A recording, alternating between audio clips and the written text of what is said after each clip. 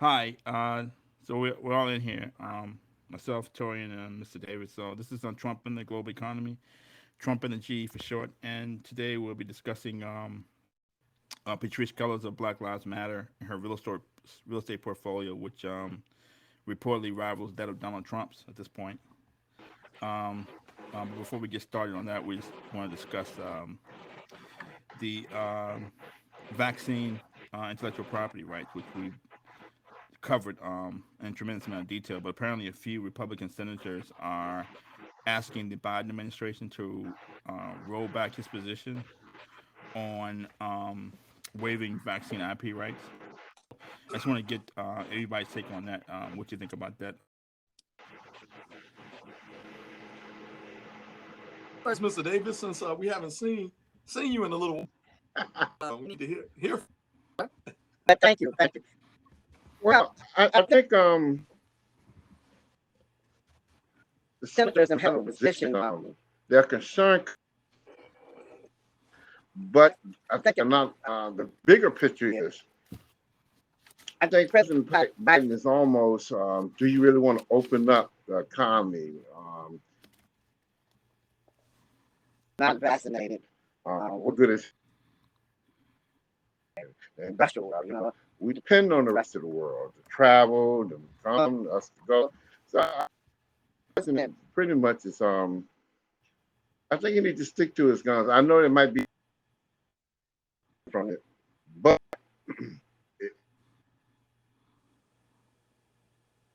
decision. I think it's a good decision. It's a humane decision. Not so much always dollars and cents. Do you want to help the rest of the world? And that's all a part. That's part. You want to set aside some money that yes, the companies could have made some money, but since he put that aside, and they talk about the technology, or they don't need the vaccine. Just that's the technology. That's what they want to do. That's all. That's a part of. I think the president made a good decision. I think he needs to stick. Do the senators have a good thing? Yeah. Right now, we got a bigger picture, and let's let's look at the world. On the possibility, as I said once before, having food is not letting the person eat.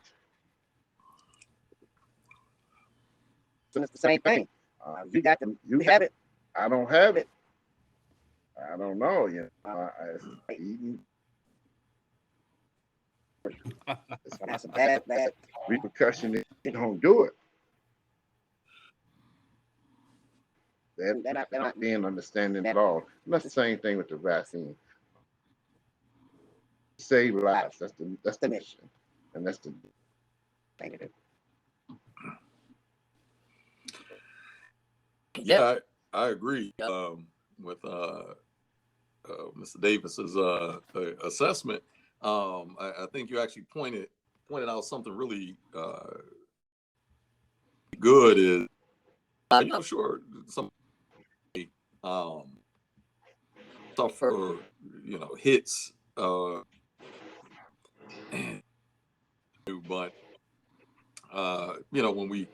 when we talk about a company, sometimes I think we often think of in kind of kind of about a building or which isn't necessarily, but I think it does the difference between who is benefiting. As let's say, Biden repeals that decision and says, you know what, got farmers, biotech's absolutely right. We need to double down on essentially the barriers of we need to hoard it all to ourselves. Will that fill the buildings of each one of those biopharma companies? Will their salaries increase? Will they get an additional bonus? Will their health care expand? To purchase homes or put food on the table and The answer to that no. it won't. Uh, so really, in that scenario, when we talk about, um, the hurdles, the challenges from senators and really from anyone that's asking for IP rights for this specific scenario. I think Ralph and I have, I think, spent the last few making it pretty clear, unique situation, not just because of the pandemic, but simply because any of the development of a product provided by a company, the government has provided the dollars for that R&D to happen. And, at last check, the government itself is not a private entity. It is an entity that is wholly supported by the tax dollars of the people. And some of those same people that fill those same buildings that, the vaccines being produced in or being manufactured in and ultimately distributed from. So in other words, unlike any other doc where a company uses its profits to fund further research, could be reasonably argued it needs to be protected because we spent our hard-earned dollars to do the research and development to manage these vaccines. That's not the case with the vaccines. That is actually the people that have provided the funds. It's the people that provided the ability to manufacture and to distribute these vaccines. So, in other words, in a very real sense, what are we actually saying when people are saying we should protect IP rights? In reality, what you're saying is that the very people that have contributed to the vaccines distribution, to its manufacturing, to its ability to be discovered, that they should be denied an ability to participate in those vaccines. Really saying that we should have a barrier and really undue benefit, because the laborers, the rank and file of those companies, their salaries likely won't increase. They likely won't get an additional bonus, even if the company makes another $5 billion this year. It's not going to be distributed evenly. Talking about denying the very taxpayers that have contributed. But then the question becomes, well, who are you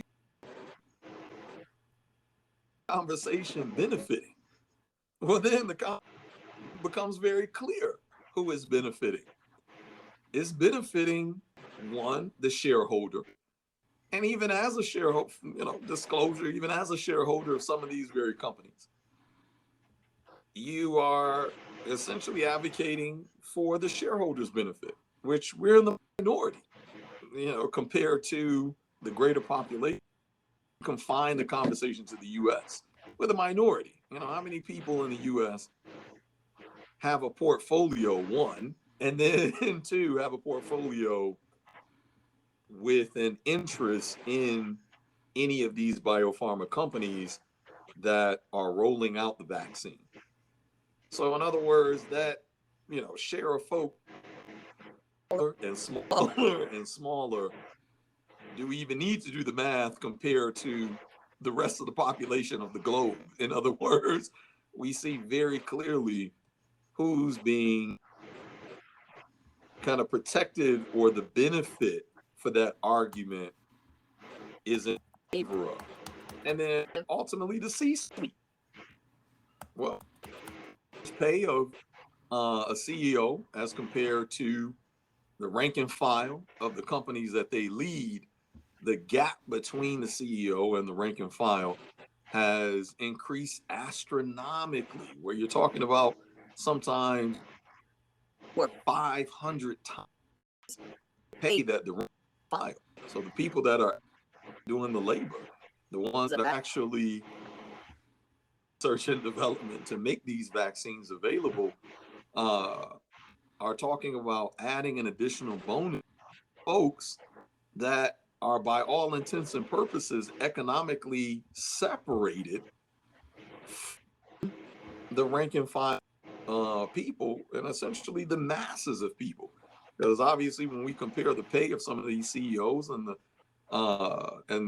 rest of the officers in the C-suite or that make up the C-suite, they are not simply middle class folks. A lot of them of middle class for all intents and purposes. So in other words, it becomes very clear whose interest is fitted the most by challenges to Biden's decision to open up the IP rights and make it a shared system that the WHO has already, the World Health Organization has already provided for each country to participate in, so that the world of this pandemic, frankly, are staunchest capitalists. Even the staunchest capitalists would have a hard time, I think, making an argument from even a very selfish standpoint of essentially making the barrier to access higher.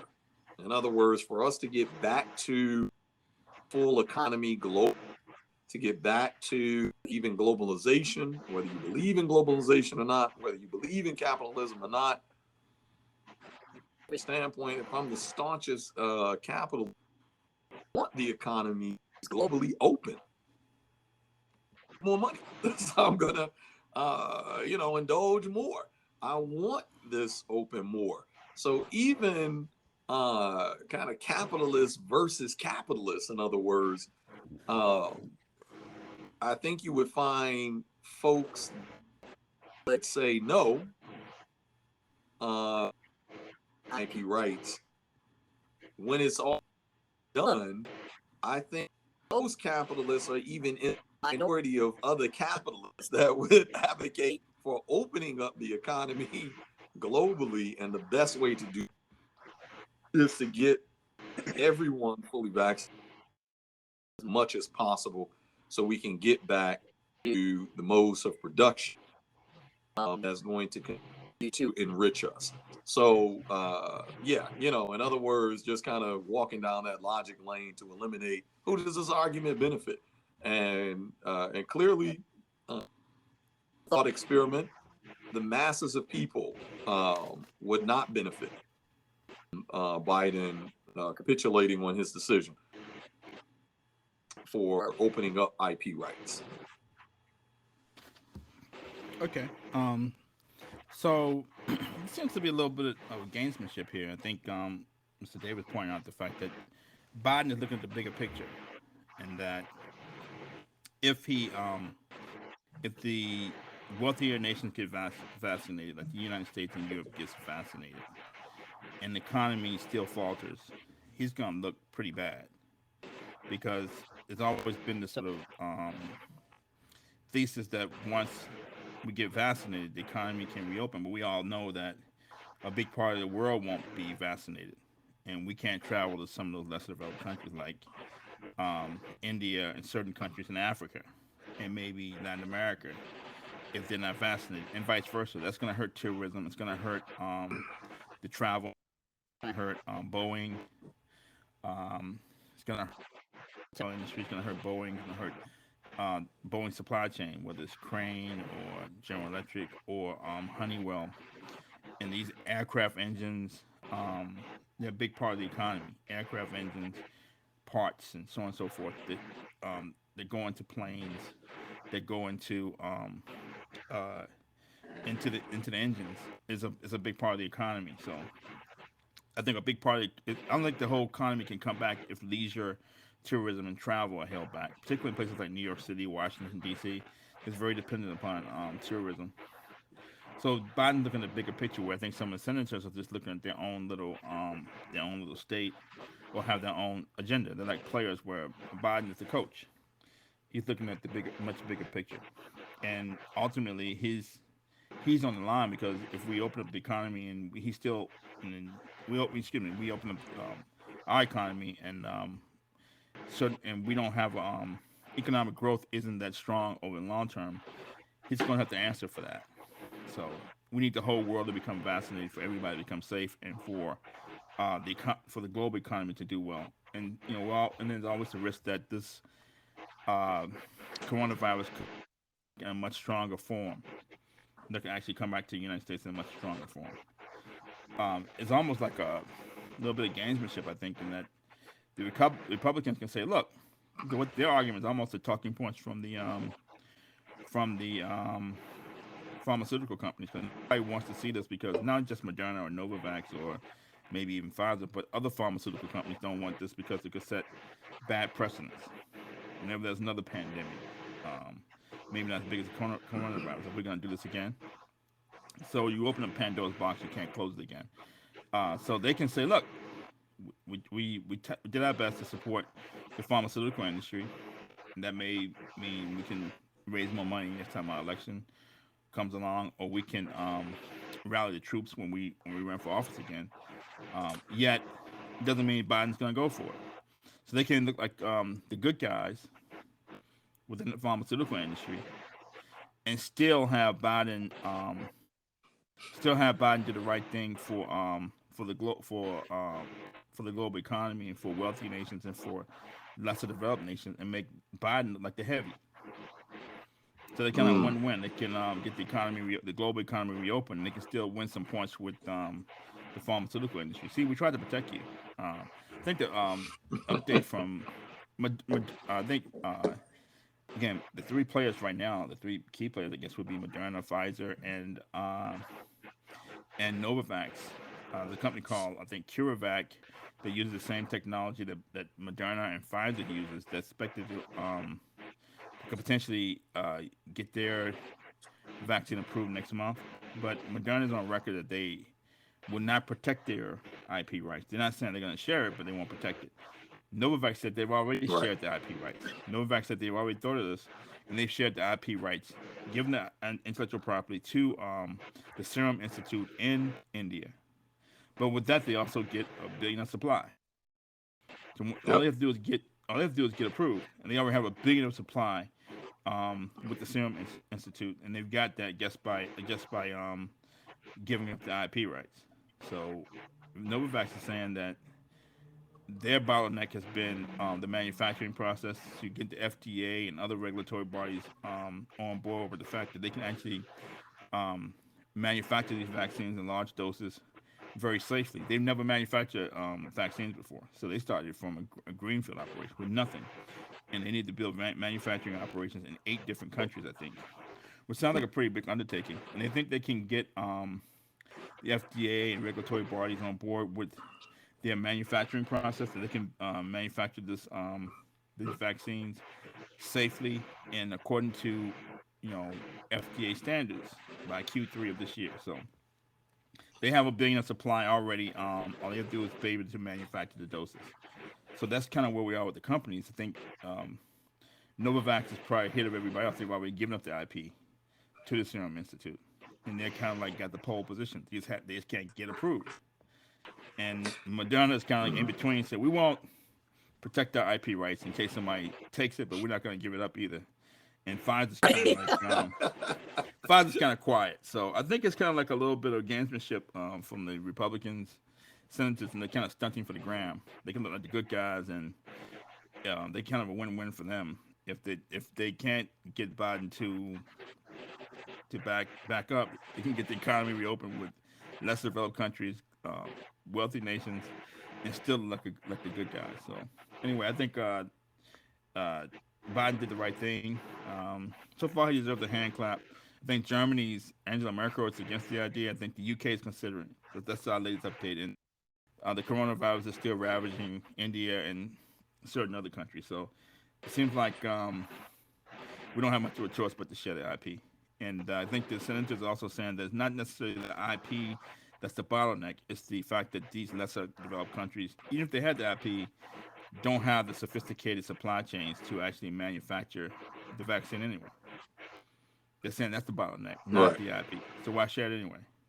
But at the end of the day, I guess the best efforts basically would be to have these lesser developed countries at least take a shot at trying to develop the supply chain locally and manufacture these vaccines locally. I just can't see Moderna and Pfizer and Novavax being able to just manufacture here and ship doses abroad, especially with these delicate type of conditions, having to ship the vaccine at 20 degrees below Celsius for Moderna, maybe 94 degrees below Celsius for Pfizer, depending on which scientist you talk to. Maybe it's 94 degrees, maybe it's not. Which day of the week? What do you call it? What do you call it? Hustle math? Hustle math? Like, oh, that's a mistake. We thought it was 94 degrees. No, it's not. We don't need that now. But I don't want it below 94 degrees. I don't want that batch. I want the batch at 94 degrees. Put it like that. So yeah, I think it's pretty interesting, but I think it's a little bit of gamesmanship on the Republicans' part, and a lot of stunting for the gram. So I think Biden should stand his ground. So that's where I am on that. So good. So next we'll talk about Patrice Cullors and Black Lives Matter. There's been a lot of attention paid to the amount of money they raised, like $90 million, and the spending spree they've gone on. But before we get to that, put out a disclaimer for Kwame Brown that if I know he's gone on a YouTube rant over the past few days. He's gone after Matt Barnes, Becky with the good hair. He's gone after like Action Jackson. He's gone after Up in Smoke, All the Smoke, the Showtime podcast. He's gone after Charlamagne the God, Angela Yee, Stephen A. Jackson. He's gone after everybody. DJ Envy. So I didn't know he could speak. I thought he was a deaf mute. And last time I saw Kwame Brown, whenever I think of Kwame Brown, I think of a teenager. He's a grown man. And he looks like somebody's uncle who you do not want a problem with. That uncle you don't want a problem with. He gets his hands on you, it's a wrap. Got that grown man strength. And man, I feel like that's a whole other show, man. Maybe we ought to get him on here, man. Yeah, we can if we can. But he's appreciate hearing that brother's perspective. He's pretty busy. He's doing like people blow up his phone in the middle of he's doing these live streams. People blow up his phone in the middle of the live stream. And I'm sure he's getting all kinds of deals thrown at him, but he's saying a lot of things that we're saying that. But he's saying a lot of things that we're saying that it's a fake news. This news is fake, and the media takes sides. That Michael Jordan signed him with the whole purpose of wanting to trade him for I forgot the guy they wanted to trade him for, but the owner nixed the deal, and the media knew it. Instead of going at Michael Jordan for making a bad decision, they never wanted Kwame Brown to begin with. They went at Kwame Brown, made him the heavy. And he said, "You chose Michael Jordan over me because who wants to go with Jordan? It's like going at Beyonce. The Beehive will kill you." So he said that all the media, they all clicked up together. They're all friends, and they all get along to go along, and they'd rather throw an 18-year-old under the bus and tell jokes about this guy for 20 years. Going on for 20 years. He said it's gone on too long now. So he's saying a lot of things that we say about the media and the fake news. But anyway, so if I want to apologize to Kwame Brown for anything I may say in the future that he may find offensive, or if I ever use the letter K in a manner he don't like, I'm sorry, Kwame, in advance. So I just want to put that out. Oh man, I almost feel a kinship with that brother. I never met him, never spoken a word, but I feel like I completely get him. Would appreciate you would ever grace our little section of YouTube. It would be a pleasure to have him on talking about some of these things. But there are people online, there are people online just like basically begging, does anybody know Kwame's phone number? Where we can get in touch with him so he can come on our podcast? Like, come on, dude. Like, you can't. You Yeah, gotta be more. Have a little more tact. That you can't be online asking what city Kwame's in when you never mentioned the guy's name in 20 years. exactly, You have a little more tact than exactly. that. You gotta hope he watches Trumpet and GE, and then hope he gets in contact with us. But he sounds pretty busy. But he's saying a lot of things we've been saying that about the fake news and Yeah, how yeah. basically saying they basically destroy black men and go after black men for ratings. They don't go after black women. They don't go after white women. They don't go after white men for some of the similar things. It's just black people on TV destroying other black males for ratings for Well, I no mean, that reason. really no, and one of the things that uh, I connected with him because I think like most other folks was kind of waking up to the comments and the back and forth. I didn't even know about the all the smoke or all like what the name of the podcast is that like I've never listened to the podcast. Didn't even know it exists. Hearing about Kwame Brown's response, and I actually listened to his response first before even knowing what was said about him. But that particular resonated with me because we spent a lot of time in those conversations um, about watching, and which kind of flows even into BLM. So I think it is relevant to even the topic at hand with Patrice Cullors Exactly. and what BLM Exactly. has been able to accomplish really on the backs of black men, the death of black men. Where else, what other demographic can suffer the hands or the victims can suffer at the hands of police by 92%? Like the victims of police violence, 90% of the victims of violence, black community are black men. And it's like, where else? Like, what other demographic, what other community can you go into? 92% of its victims used as a prop, also being denigrated and fully put out of their. It's like it's almost like you have more value as a dead black man. That's the only time that your life story becomes valuable. That's the only time your contribution to society becomes valuable within this. We've kind of watched BLM contribute to such, what other demographic of folks. We don't even have to guess what is the demographic of folk who commit the most school shootings. We don't even have to think about the demographic of folks who commit the most mass casualty events just in the last 2 years alone. We can in fact men that those demographics don't get the black man of trash. They don't get, and play ball, or I can't wait. They ain't killing you Negroes fast enough. Considered bullet bags, and all type of epithets from black women. Like it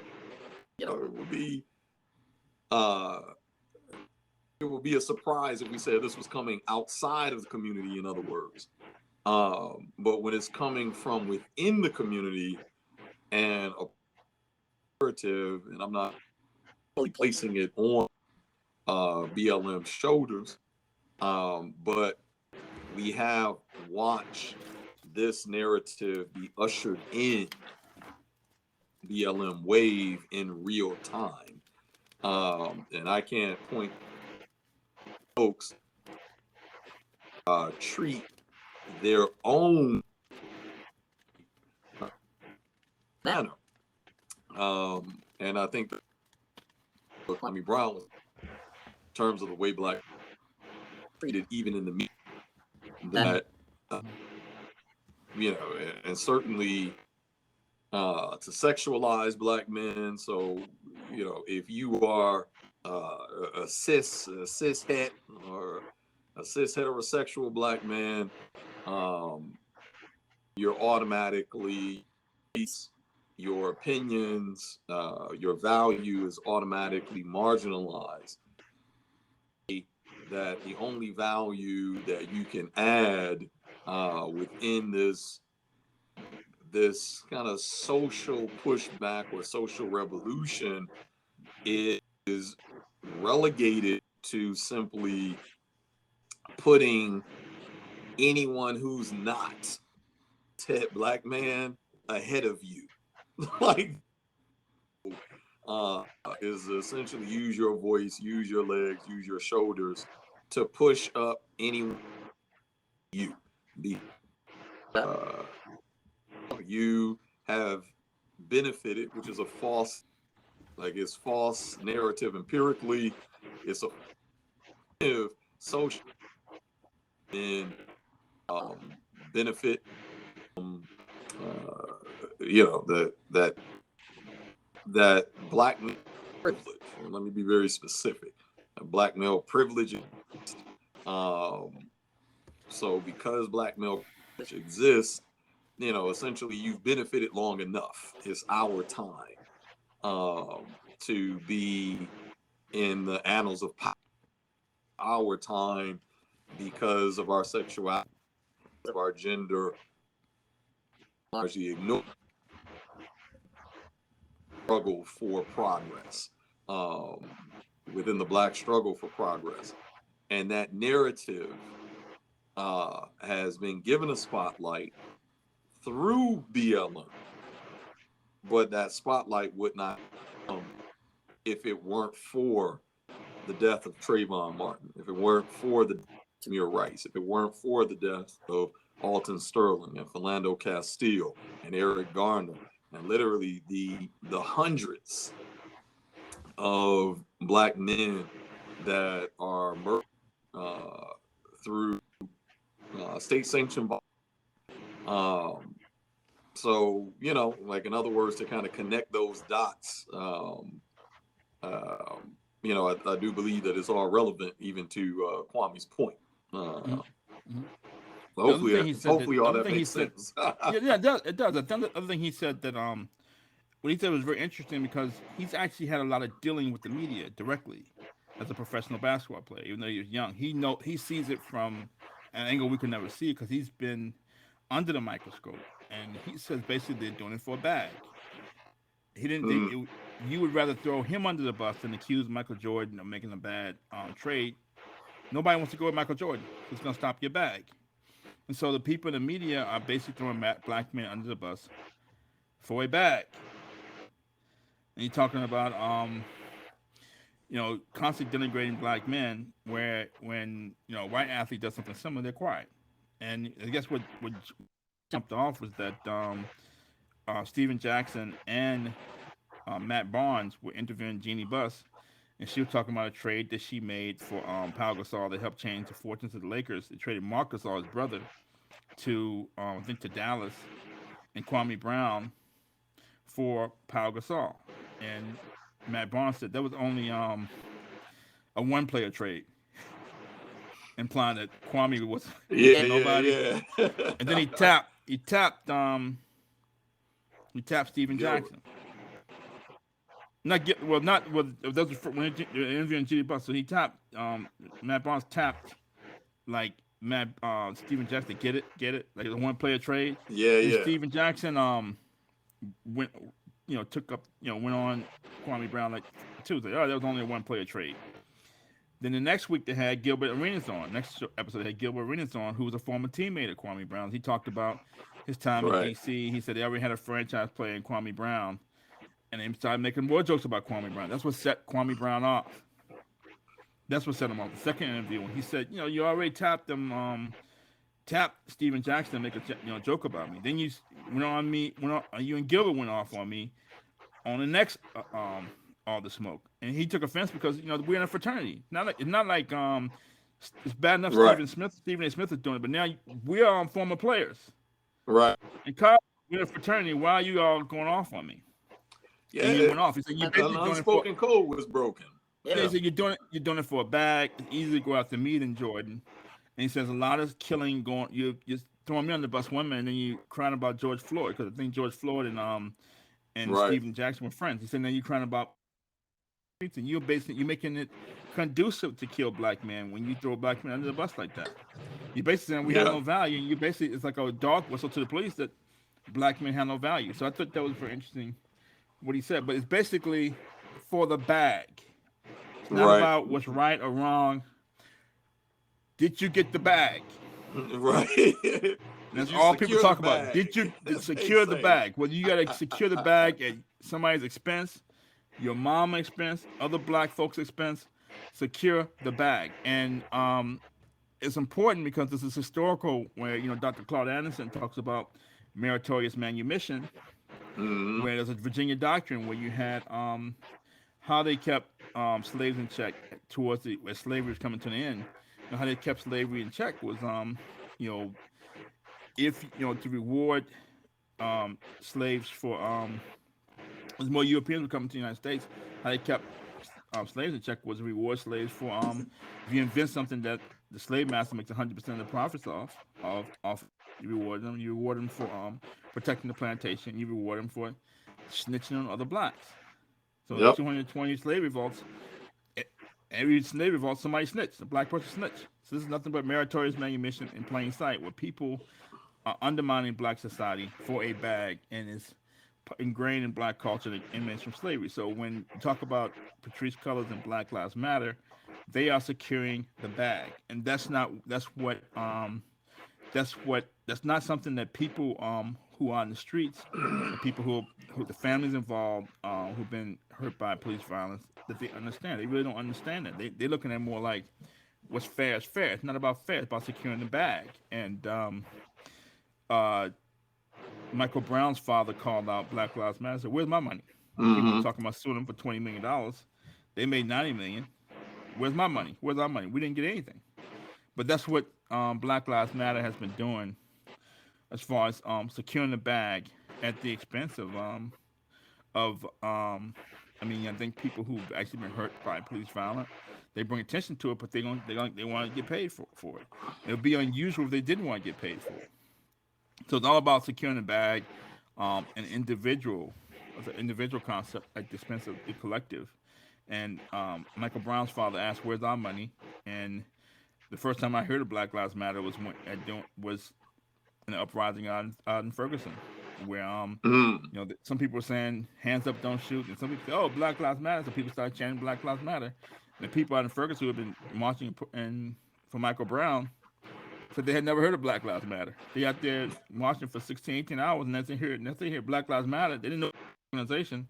Black Lives Matter is raising tens of millions of dollars and making it seem like they're affiliated with the people in Ferguson, and they weren't. And then you have DeRay McKesson, Netta, who are also out there protesting. They're getting book deals. I thought DeRay McKesson was from Ferguson. They say he's not even from Ferguson. He's from Baltimore. Yep. So you have a lot of people sort of, I guess, securing the bag at the expense of the people who are actually out in the street doing the work. And it seems kind of uneasy on the face of it, but there are a lot of grifters in our culture getting book deals and movie deals off the backs of other people. So this is a segue to Mr. Davis as far as what's your take on Black Lives Matter and Patrice Cullors' real estate empire. I hear Donald Trump's jealous. So what's your take on it? Okay. Well, there's a couple of things when you talk. When with the media as for how they put the spin on Africa, we have to think ourselves, what's our agenda?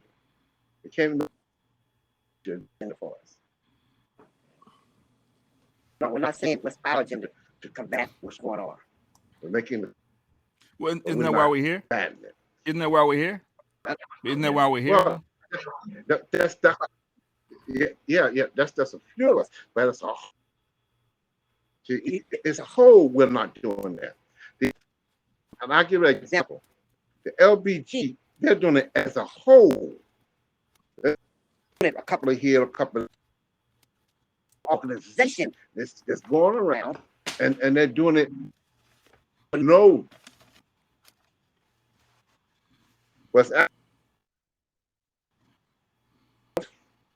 lot of times we forget that where we are today, after slavery, it was those and women and men together community to get to a certain point. Now, but we got to also understand what the media and others have been trying to, they have been trying to do, and their job. Our women in the world said, I don't. Yeah, I can say that. Mm-hmm. We have to kind of look at it in a different light. What's the agenda? Now, this organization, I did some reading, looked at their mission statement. They had changed it a few times, they tweaked it a little bit. Yes, they made $90 and stuff. And they said, this is the first time they made it. But a lot of times, hurting people for the bag. If you're making the bag, you're right. That's not true. Just because you're making big time money, that don't mean your principles are right. That don't mean that you're setting.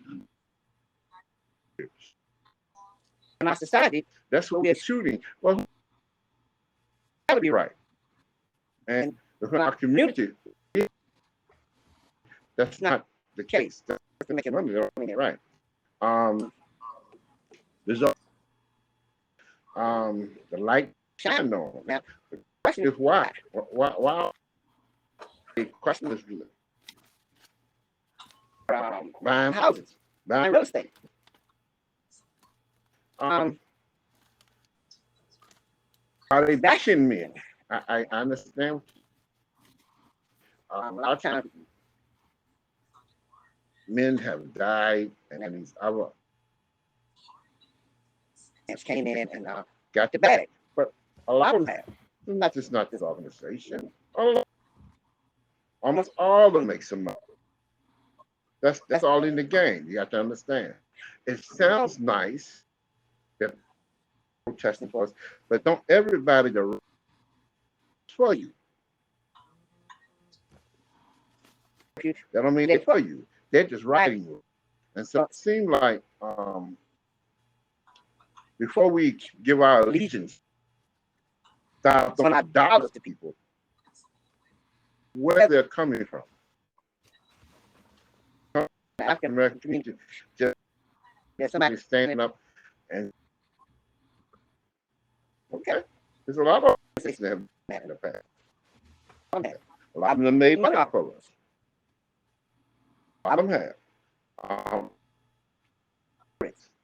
A whole lot. Just sitting there, they criticize our shocking. Say, look how much money he made. Of course he did. None of them doing this. So we need to get out here. The these people out there are doing it free for us. They're not. They're doing it for the bag. If they help us on the way, that's good. But we need to be realistic. What we want them to do, they're not going to do it free. They're going to spend money. Now, what percentage of the money is going towards the victim? What percentage of the money is going towards the cause? How much? Our things that they don't want. This is human nature. relations, we can say, like the organization help lives. These people living in nice. Just the thing about it, just the CEO of one company. If you look up what company she's involved with, they only just have one. So one. So then the question is, do we really want to who got this to our attention and why did they do that she's got this real estate? What do they want from us? The organization? What do they want from us?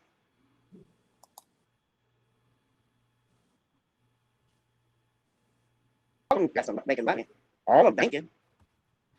So why did you pick her up? Why did you pick this organization up? Yes, I know they made $9 million. Yes. It sounds like some jealousy and envy.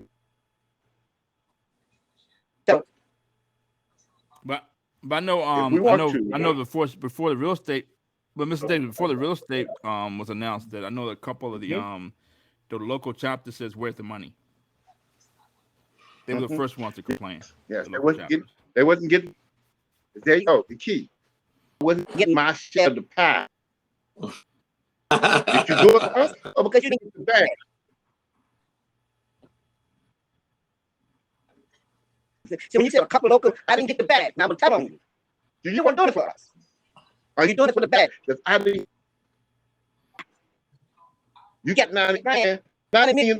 Where's my money? Or I read the article. Some said they got 500. Okay. You bring it up before then. When I'm talking about stories that they bring it up. Who brought it up? What did they want? Now this organization, and it might not be the best, but it's the thing we have to look at. It's the told versus. Now after we can complain about it, but what we doing? Are we starting a big organization like that? On this? Sideline. Right. Whining. Well, I guess the people in Ferguson can say, I guess the people in Ferguson can say they were on the ground, though, Mr. Davis. They were. But the problem is, they still hollering. The data hollering for what? Did you holler about the money? See, he didn't say you didn't do the job. He said, that's why I have a problem. Where is my money? Hey, you can go out there and protest. The police, them. They didn't say that. No. Yeah. You got the bag. So that's where the money.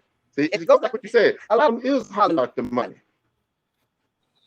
And when you holler, and that's one beautiful.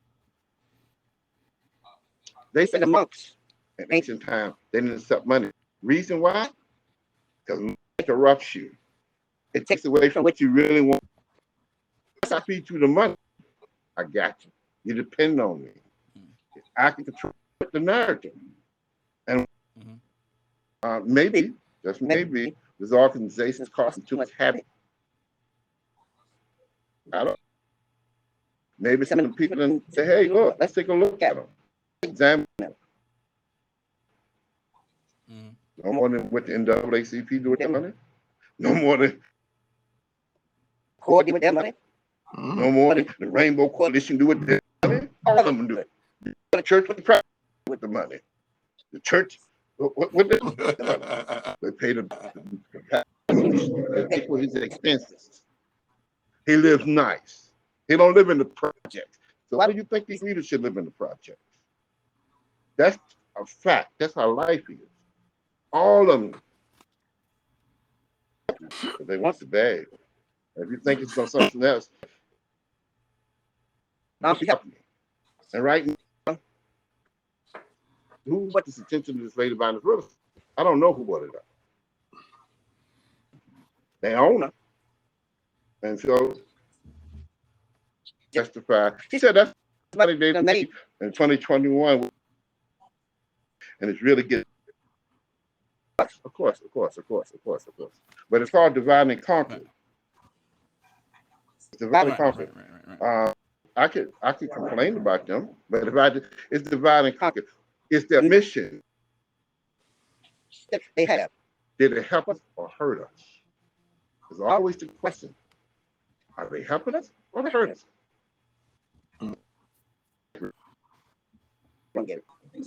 So I don't know if the opposition, for what they're doing.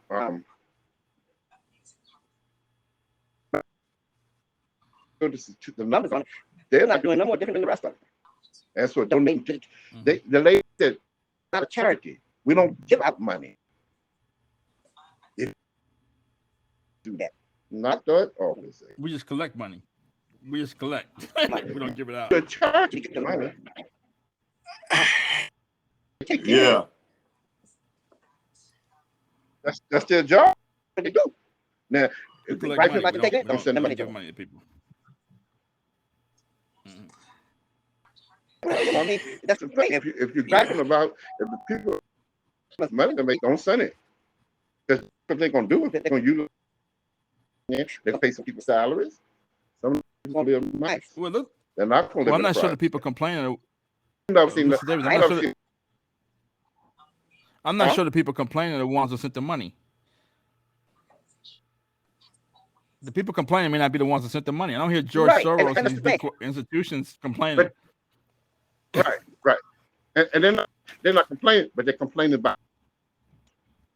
I'm not getting. Right. I want some of the bag. That's what. This is bad. No, the people sending. People not receiving the bag. It's the complaining. So is that legitimate? Okay, and so that's the question. Are you argument legitimate? You get paid. You got paid when you got your mouth shut. That's what they do to some of the families. They used to come on. He said, "Hey, let us all work together." But you look how much we get paid. Everybody work together to get paid. Right. That's what it's going on. They get the bag and they right. Okay, I didn't get the bag. Now I'm right. It's the reality. But if they got the money, if they got the money, they crying. That money buys a lot. That money buys a lot of silence. That money buys a lot of silence. But a couple things on your point as far as a couple things on your point as far as getting the bag. You get the bag, you're automatically right. I forgot who it was who interviewed Jay-Z recently, and Jay-Z was talking about how he gives a lot of people hope, and Obama gives people hope. Just Obama's presence gives people hope, and they're basically interviewing Jay-Z because he's a billionaire. I don't think he was necessarily fluent on the subject matter. He just said he's protecting Obama because Obama helped him get the bag. But the other thing, J. Cole just came out with an album. He had one of the songs he had live was says, "If you clown a billionaire and you broke, then you're the joke." So basically, he's saying now you can't call out people who got the bag. If I got the bag, that's all that matters.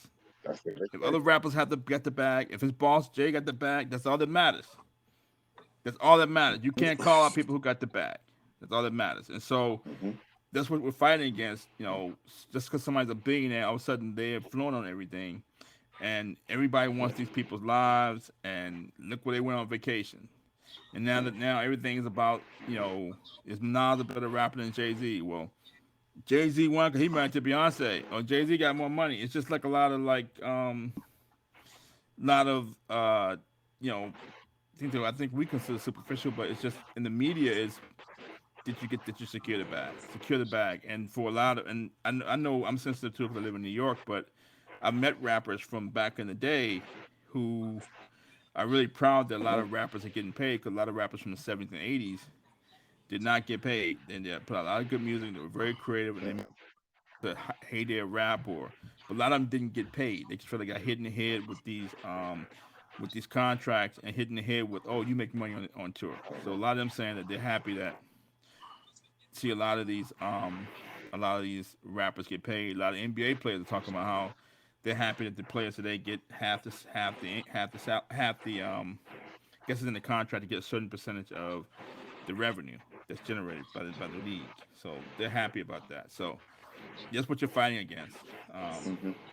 But anyway, so we got a caller in who's chomping at the bit to ask you guys a question. So he's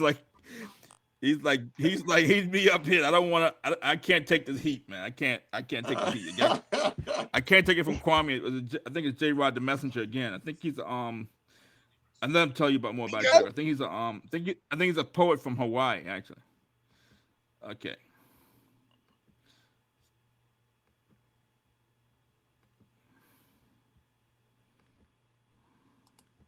So I'm trying to get him in there now.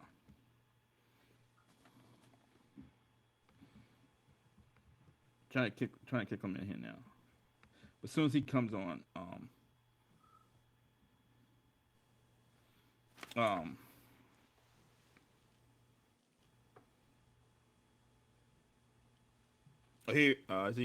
he's trying to. He's Hey, coming on now. I think he's down to ask you guys a question or something.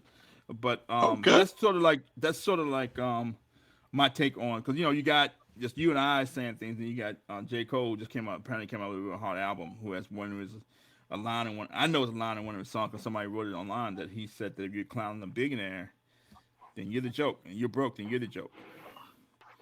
Basically saying you can't go with Yep. anybody who got the bag. What we say, who Yep. got the bag rules. That's what you're fighting against, and that I think young people probably think J Cole is cooler than what we are. I don't know why, but I'm sure it's probably what they You think. say you don't know. Uh, but I think we had J Rod. I think we had J Rod on. And then he clicked off. But anyway, so we'll go with Mr. Mitchell. So what do you what's your take on the I think I just think that it's pretty sad that she's surpassed Trump in Trump's real estate holding. We may have changed this to Patrice Cullors in the G. Who knows? I don't know if she if she's that close to the portfolio. If To the she comes out with portfolio of a point taken. Patrice Cullors princess with that yacht. Remember Trump had that yacht. Trump had that yacht. Bad. You know what? Like it's a lot because on one hand, uh, I think we want to be fair, even in our critiques, right? Like it's not necessarily from it's not coming from a place of also not on a technical aspect, but at all.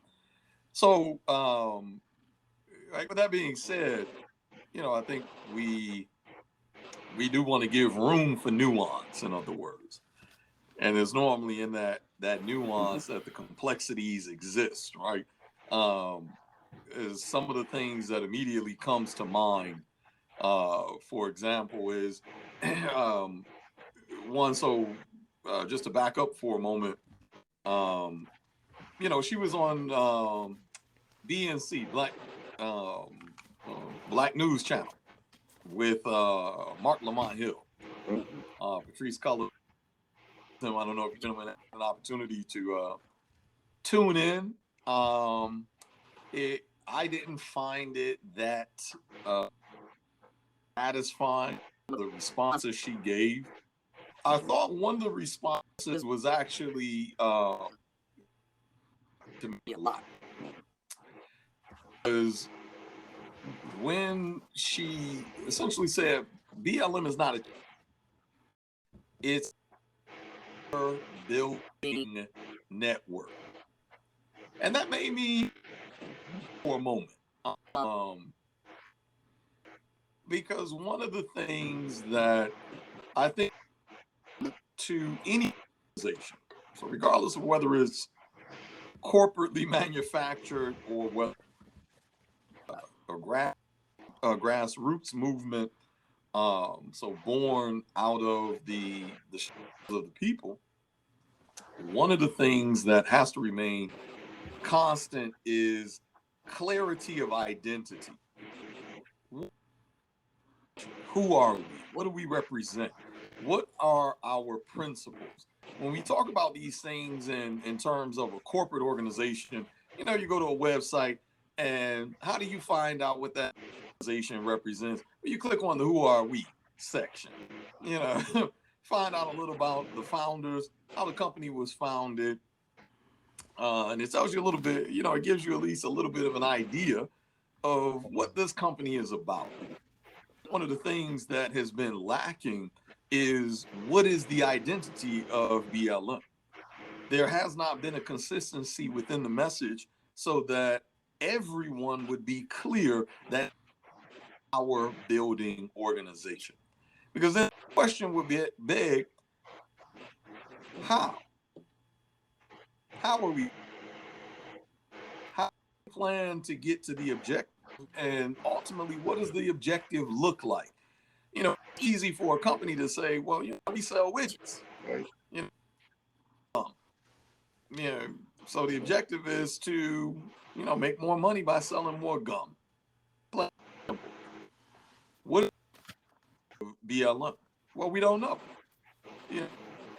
For years, when they first got on the scene in 2012, 2013, after Trayvon Martin's death, we didn't see an organizational document that represented, well, what are their goals? What are the objectives of this organization until roughly 2015, when we first got those 10-point tenets. And even in it was still missing clarity in terms of, how do we get from point A to point B? So if folks are not understanding that, if folks are not clear on that identity, that's not a fault of the people, it's a fault of the organization. So I think that's the first thing that we have to make very clear, is that the first misstep is that you did not, as an organization, make clear what your objectives, goals, and principles were. Once we have that, then the room for critiquing can come in, because we have a clear map to say, well, these are our objectives. Every decision that's made within the body of that organization can then be benchmarked against those principles. It wasn't until later that we find out, I think it was Alicia Garza was the one that, made a blanket statement, well, we're trained Marxists.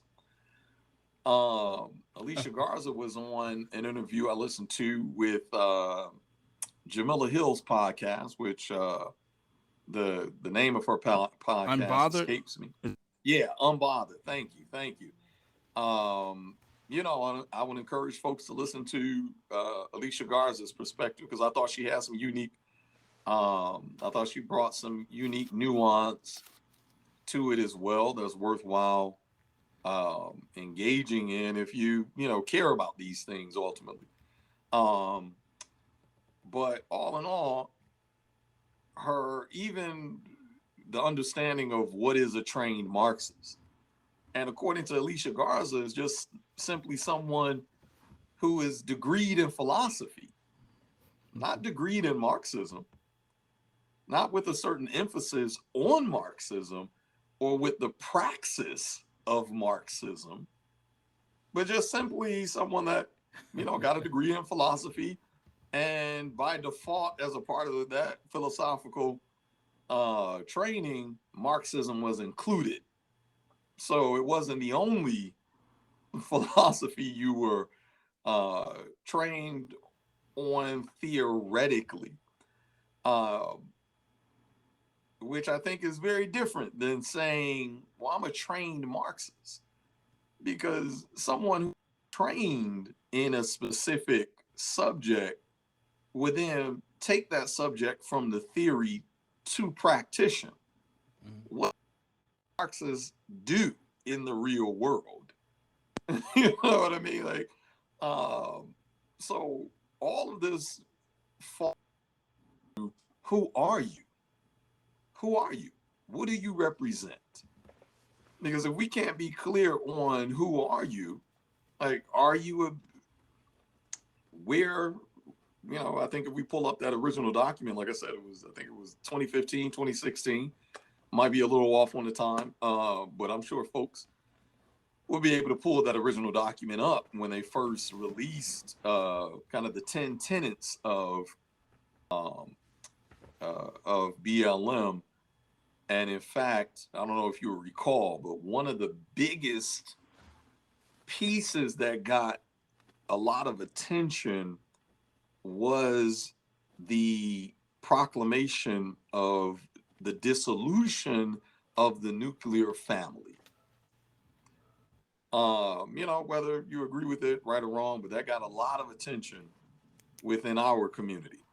Right. That one of their goals is the dissolution of the nuclear family structure. That was the original document.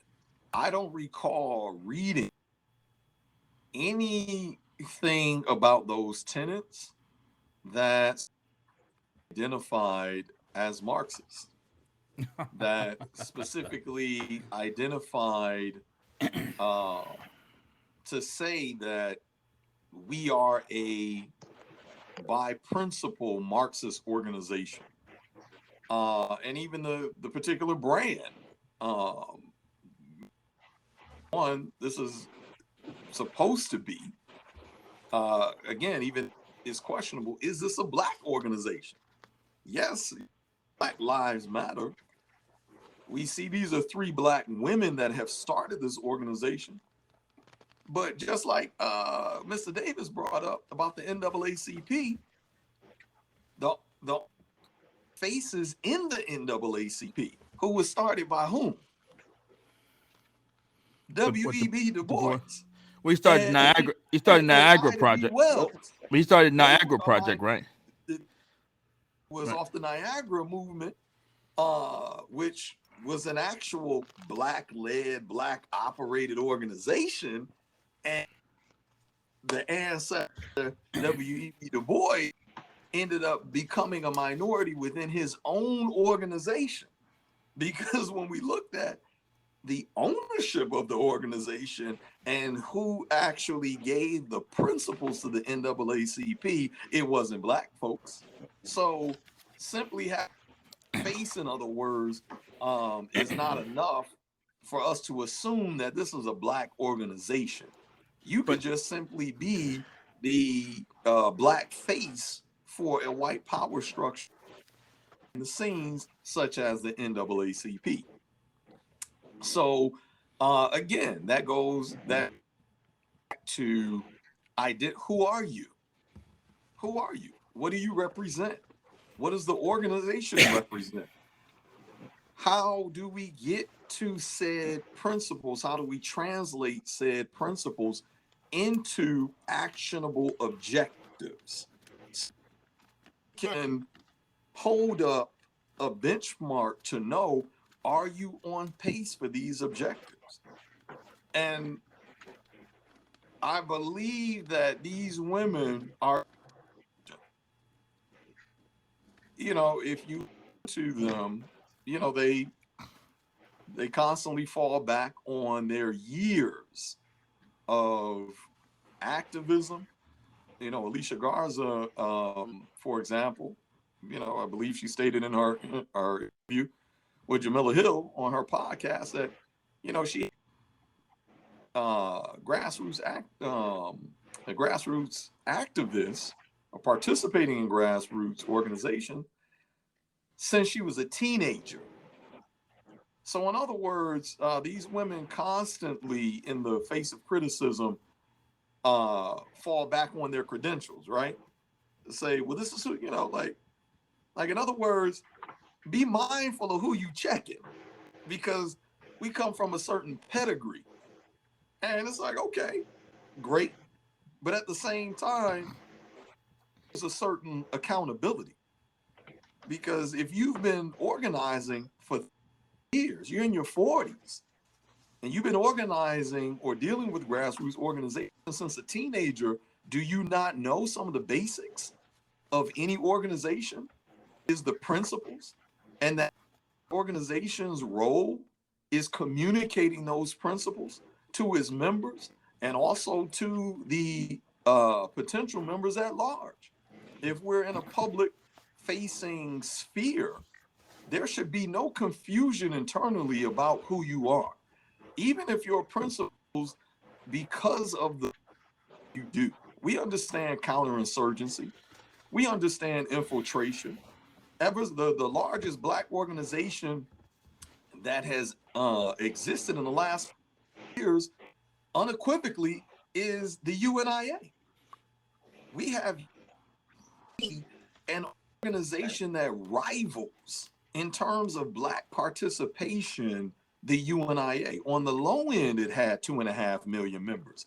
It is estimated as high as between 10 and 12 million members worldwide, with chapters in nearly every state. So, in other words, we have a long history of organization. Even the Bureau, which predated the Federal Bureau of Investigations, the FBI, was already infiltrating the UNIA. Garvey was shot in his home by another brother who was sent in by the Bureau. In other words, you don't have to explain infiltration of Black folks. Every organization held up that we've ever looked to for progress, whether your progress was along the lines of separatism, like a UNIA, or if it was along the lines of an integration, like SNCC, civil rights movement.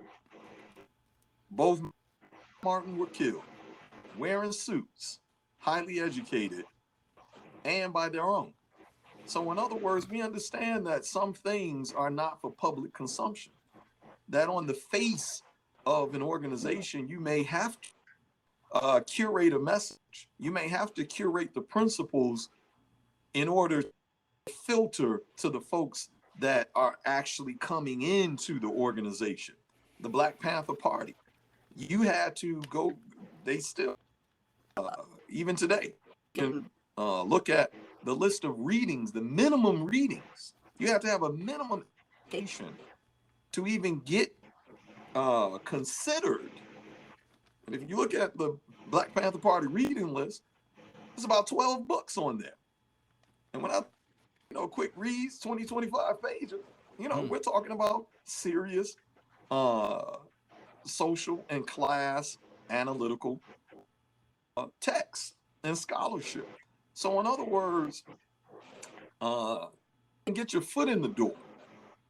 Dr. Which we, sometimes forget he was a doctor of philosophy, an actual doctor of philosophy that practiced his philosophy. And we saw his of said training in reality, which is how we got to the Black Panther Party.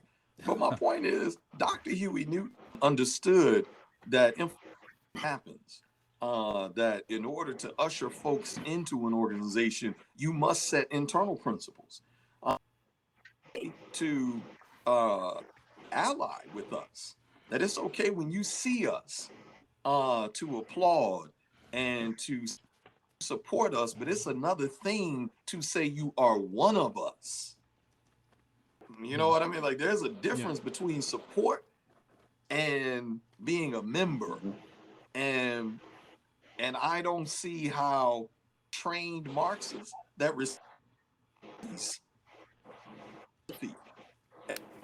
pedigree of being with grassroots organizations have missed some of these fundamental principles that have been alive and well in every movement, from leftists such as socialists, Black communists, Pan-Africanists, to more central and centrist organizations such as CORE and SNCC before the ancestor Kwame Ture and certainly after Kwame Ture in the John Lewis era. Words. My point is, no matter where on the political or philosophical spectrum you land, the identity of what that organization must uphold should be clear. There should be no orders about that for us to even know if her purchasing is something that is in lock and step with principles of BLM or not. So I think that's the big, in other words, that's where my biggest critique comes from, because I think it's easy for us to obviously say, you know, what we believe they should and shouldn't do with the money. We've seen Mike Brown's father come out with the young brother. And forgive me if I'm chopping up his, I believe it's the IFBA or the IDFA, which is a grassroots organization that the young brother Brown's father was with when he made that announcement. That's who he was standing next to, the young brother, and he seems to be a principled young man, at least from what I've seen so far. To continue the tradition of what OAU started. So you know, but that's I believe that's the initials of the organization, but that's who he was standing next to when he made that announcement. So in other words, we can see the effects that if the material conditions of the folk whose lives materially benefiting from, you know, Mike Brown's father never, while his son was on planet Earth, and neither did BLM. BLM never got a check in honor of Mike Brown before Mike Brown was killed. And this goes to the critique of the value of Black men. You materially benefited as an organization only after that young man was buried. So what was his value to you before he left planet Earth? Before any of the 92% of police victims leave planet Earth, and now you're standing as a bridge between police violence in our community to say that we are offering solutions, but you never materially benefited before those 92% of victims left it. So we must be clear about what your principles are, who you are, what you represent. And I believe the obfuscation on the intentional, in other words. They're too educated. They have too much pedigree. They're too well spoken for me to believe otherwise. A couple of things on what you said. One, the Niagara project, Niagara movement. I wouldn't say it failed, but it wasn't as successful as it could have been due to lack of funding, and that the white people who started the NAACP, they had access to funding. So correct. Niagara movement couldn't necessarily secure the bag, shall we say? To keep his vision going. Other thing is that I'm gonna say this quickly. Then I'm gonna go to J. Rod, the messenger, who's seems to got dander up about something somebody said earlier. But when I started New York Stock Exchange, we had all these principles and stuff like that, teach financial literacy, so on and so forth.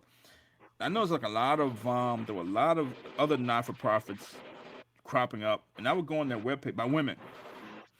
I would go on their web pages, try to figure out what they were, and it was supposed to be against mentoring young girls. I saw more pictures of the people who founded it.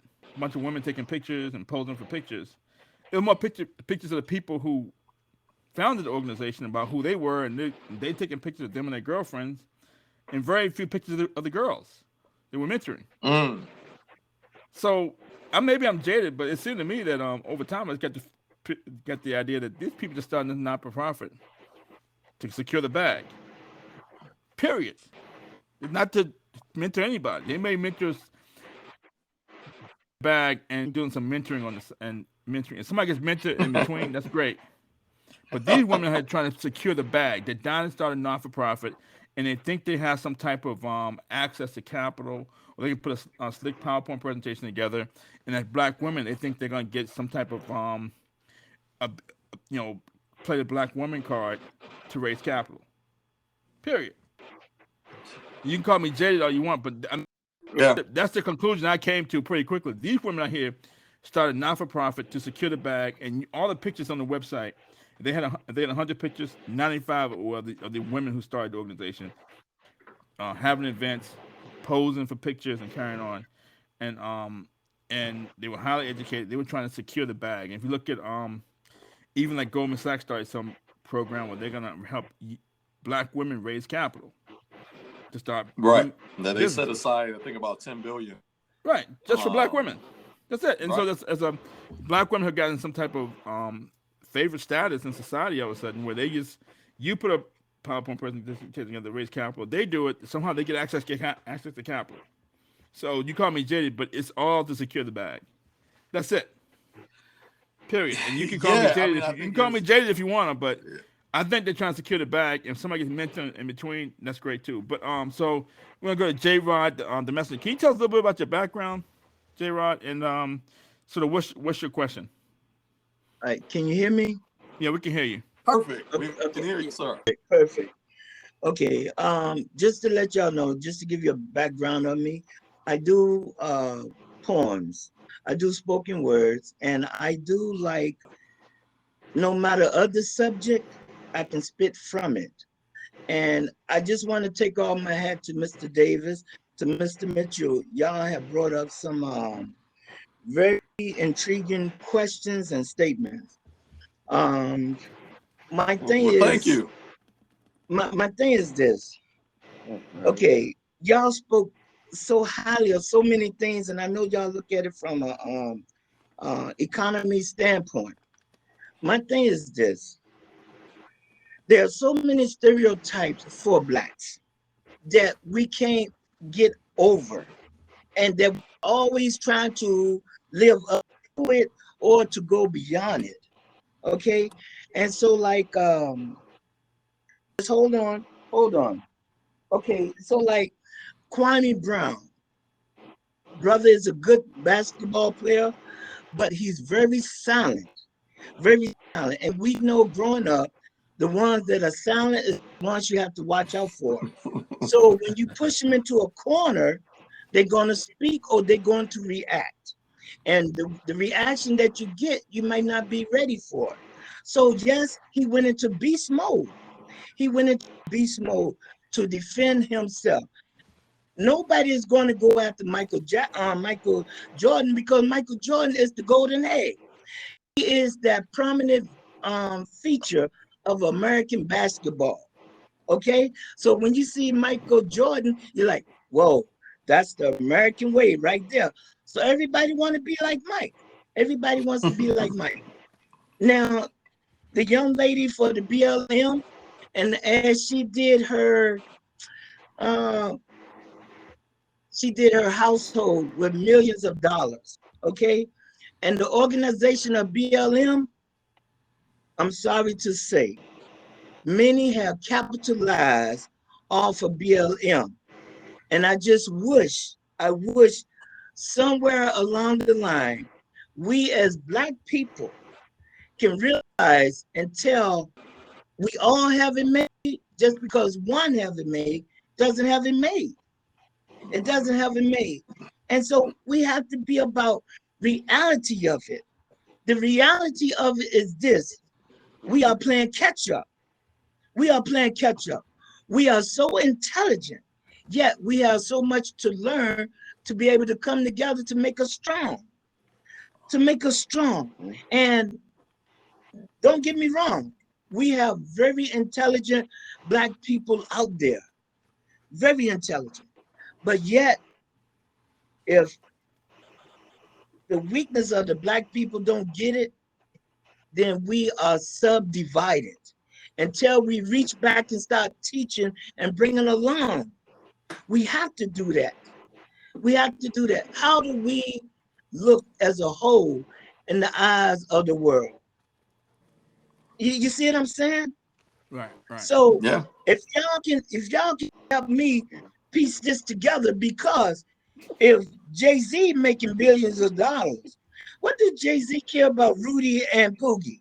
He don't care nothing about them. Mm, He don't care mm. nothing about them. So Jay-Z is in his zone. So these guys who trying to come where Jay-Z at, Jay-Z is like, man, I got no time for that. And that's keeping it real. So you can be intelligent as you want, But you're always gonna have those in the background say, if I don't get what you got, I'm gonna take what you got. So help me to get where you at. And we as black people, if we don't come together as one, we ain't doing nothing. Everybody transcends off of us. Everyone transcends off of us. We are transcenders. We are trendsetters. We are. And if we don't get this, man, we falling behind the curve. You can have a master degree or BH, whatever. It doesn't matter if we don't reach back to help others. And separatism, to go against ourselves, is the topic. Because I cannot trust you just because you're a black man, even though I want to help you. I know you're not going to hurt me. And that's just the nature of the beast. And that's keeping it real. That's keeping it real. And I know y'all are some intellectual brothers, and I listen to y'all. So I will welcome y'all's statement and y'all, whatever y'all have to tell me. All I can tell you is meritorious manumission. I mean, there are people clicked up the plantation, and people aren't, and there are people who it's ingrained in our culture to, as an individual to go for the bag. If I have to undermine Mr. Mitchell, Mr. Davis, or whomever, um, for my own personal gain, and we've been rewarded for that. I mean, I don't think it's a coincidence that in Black Lives Matters bylaws is let's get rid of the nuclear family. It's like how'd that benefit anybody? Getting rid of nuclear family, how'd that benefit Michael Brown or Trayvon Martin? You know what I'm saying? So that's sort of my take. That it's kind of ingrained in our culture to, uh, to be rewarded by the powers that be to a lot of times undermine our own society. And there are no rules and regulations in the black community as there used to be. If they were using rules and regulations and there were some consequences for the space, then maybe things could be a little different. That's sort of my high level take. If Mr. Davis wants to answer, I think if we had the answer to that, we would solve the problem that we have. Many people are trying that's true. to answer that question. I can we ignite how we, but we got to also, we have a machine that constantly promotes something negative to us. Get us to think the money is the most important thing. Us to day in, day out.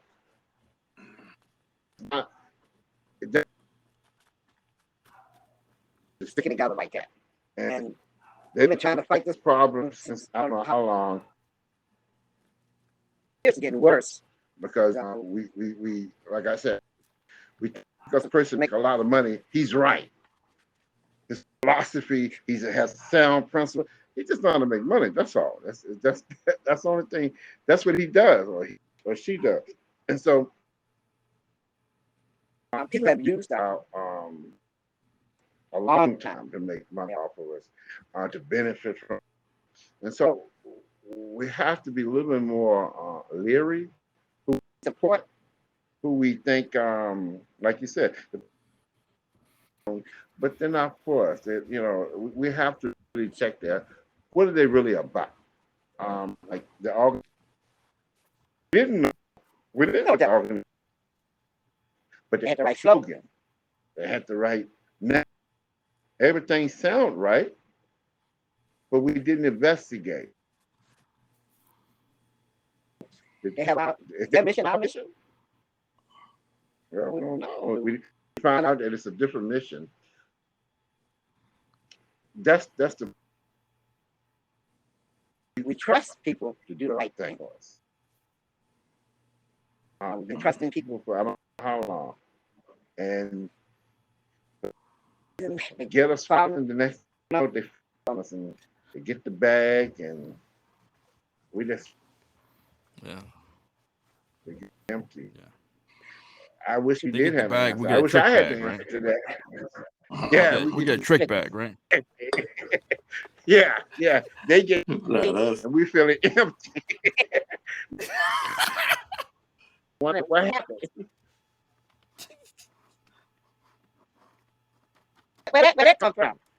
And this happened time and time again. And so, and then we have to do some soul surgery. What do we want actually? There has always been an attack. They will always attack us. Wait, if we think it's gonna be any different, we mistake it. Because I understand. Right.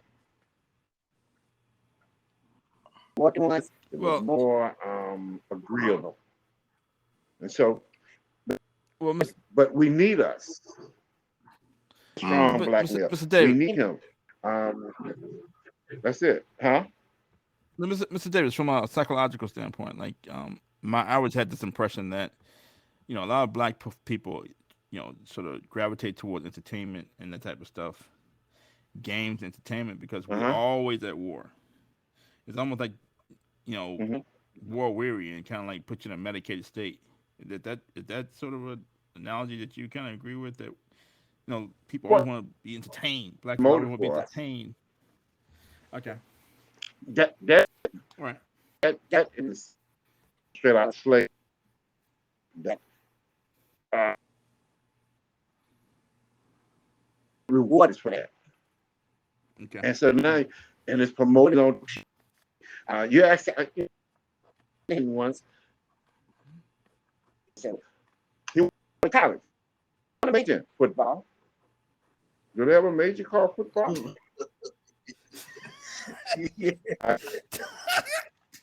So what could I say to the kid? right. And I was dumbfounded. And but the sad thing about it, the other people fed told him it was okay. Yes, major in football. And I just look, you might go to school to play football, get up, do well in football. I never met nobody who graduated and said, this is my degree in football. And so our children a lot of times need that. I work with children all the time. And they say, I want to be basketball. I want to do this, that. But it's political. And Okay. who do they see making it out? I don't care what I say. I see them made it out and making the bag. And then all of a sudden we a lot of time talking on TV. It's their expertise. And that's who they want to be out. And sometimes some things that's so outrageous, you think we don't. Okay. Don't do that no more. Don't get no more. Please. But that's what's promoted for our children. So the guy was working every day, working hard to provide for his family. That's not the guy. Yep. They're not promoting him. They're promoting the other guys. And so our children start thinking, you know what? Dad, you working hard. Basketball, football, I want to way above my you. Have a hot telephone. Son, you don't have a time. Better with the books. You don't have a talent. But he don't want. But I say, kid, time. Okay, you know what can you say? But this is for most community, the media, constant, and that's where it starts. And you know how do you tell a boy 16 years old, son, you just don't have the talent? I mean, come on. But Yeah. That's maybe you might should be hitting the books a little bit hard. Okay. That's hurting. Your words have hurt me to the core, by the way. Anyway, can we get off the subject now, please? Can we get off the subject, Mr. You want to take the subject from us? Can you respond to J. Rod? Because Mr. Davis put me in a bad mood. Now it is such a loaded question, right? And I think that both Ralph and Mr. Davis brought Yeah. up relevant points to that question, such as one, do we even have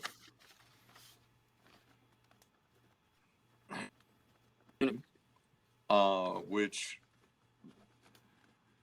goes to the entire divide. That's where Mhm. the argument of mass incarceration of drugs, this false drug war implemented into our community is essentially tearing manhood out of our community with any with society, whether that society matrilineal versus patriarchal versus matriarchal. Man has a significant role at that community. And when you remove even the assumed protector, say, you come upon a society where the man is not the protector, but from your society's perspective, you're assuming that they're the protector, and you eliminate the men first, you're still taking a significant piece of that society out. So whatever their role is society within that community, you're ostracizing their value from that community, whatever it is. Even the kind of the missing rules. Do we have a standard of rules and regulations? But I think the broader, at least for me, all of us at certain points, Ralph and I often have these conversations, and we don't eye to eye in terms of what the tactic is. I think we have very similar stances on but the how we're going to the objective, and it really is dependent on your political leanings, your ideology. Whether you even know you have an ideology. Just having this conversation, not everyone realizes that we all have an ideology. We all make decisions predicated on that ideology, whether we relate that ideology or not. But we all have a set of principles, morals, ethics. When we make a decision a certain way, when we parent a certain way, we work a certain way, when we take a certain way, all of that comes from an ideological framework, which will then inform our objective, like the way we see our objective. A good colleague of mine made a great. He sits with me quite often and is very relevant. So you may be familiar with Clubhouse. For anyone that's not familiar with Clubhouse, it's kind of the latest social media. It's a conference call. For those of us old enough to remember three-way calling, imagine you can have the ability to do a three-way call with 100 people though. So it's a conference call on an app through your phone, instead of just talking to folks, I guess. But it's the latest craze in social media, and he made an option that even Black people that believe Black capitalism exists. So there are folks that think Black capitalism is real, in spite of what empirical evidence, data says, but let's say you believe that thing, that black capital. Whether you identify as a Pan-Africanist, whether you identify as a Republican, whether you identify as a Democrat, that the solution, black, essentially, to the black community problem, no matter the ideological spectrum that folks landed on, that be ideological contradictions, that folks have the same answer. Was group economics. If we just pull our resources together, we can get the black community out of this control.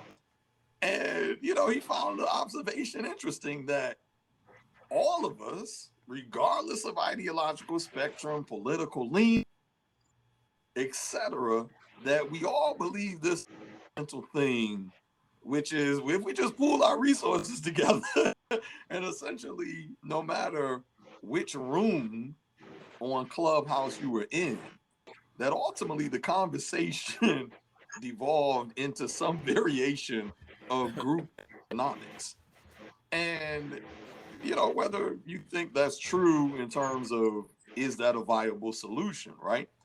Whether or you don't believe that, at the end of the day, what really matters is, even in order to get to that objective, it still takes one fundamental truth. And for me, this is the thing that kind of answers, well, where do we go here in a very practical way? Not, a 30,000 foot view. And that's often why I think anyone listening would often hear me talk about, even when I talk economics, I focus on what are the material conditions of the average person. Because in other words, let's step away from the academic and the scholarly language, and let's put it in a practical, easy to understand. One of those things that remains true is that no matter your objective, you need material resources. So even if your objective, if you feel like, hey, we can save the entire black community by building black business, if you can, save the entire black community by building a black nation, like the UNIA, that was Marcus Garvey's goal, was for us to nation build, for us to have a sovereign land to call our own first, then build power. If you take the the perspective of like a Dr. Claude Anderson, who would be considered radical and more centrist in certain circles, where he does believe essentially group economics. That's the whole premise of powernomics, is, hey, we got to get out together as internally, and then we can build power if we first gain economic power. So there's a pretty wide spectrum. Black people aren't a monolith of thought, but you first, I think, have to identify where do you want to go. And once identifying, well, where do you want to go, then assessing, we get there. Who is we? Because even the point that was earlier, who is your community? Just like you stated, just because you black don't mean I can trust you. Just because, as we say, not all skin folk are kinfolk. So just because we share the same phenotypical characteristics doesn't mean that we have the same objectives, that we have the same principle, right? So I think a very practical way, the thing that we can control, is 40 million of us in the U.S. And look outside of the U.S., we look in the Caribbean, we look on the continent, we look at South America, such as Brazil. It's a pretty large amount of that have descended from Africa. What we will find are that like-minded with our objective. The things that we can is finding those folks that are in with our objectives and principles once we have first personally identified what those objectives and principles are. And then identifying ways can we gain material resources? What are material resources? Obviously, money is one of them because you still got to put food in your belly. You still have clothes on your back. You still have a roof over your head. No matter what race you are, no matter what community you're a part of. Someone too quite often, I won't say the name just in case you know, the good brother Ralph is looking for to scare folks away. But someone Yeah, that I yeah. look to, Your sense of humor ceases to amaze me. It ceases to amaze me. someone I look to that of our people that won an actual war against their enemies and freed a nation of our people understood this very principle that people don't care about. People don't care about your ideology. Care about it. Can I send my to school in a safe environment?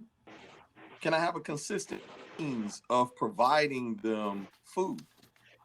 Do we have opportunities in which we can engage into the society? Most Black folks, regardless of whether they're in Ghana, Uganda, Jamaica, Detroit, you will find a common thread is that most Black folks just simply want to live a peaceful life where we can build a life with opportunity. How we get there is the difference. Understand, I believe it was Mr. Davis's point or Ralph's point, says it's a machine. And that has gotten more sophisticated. It has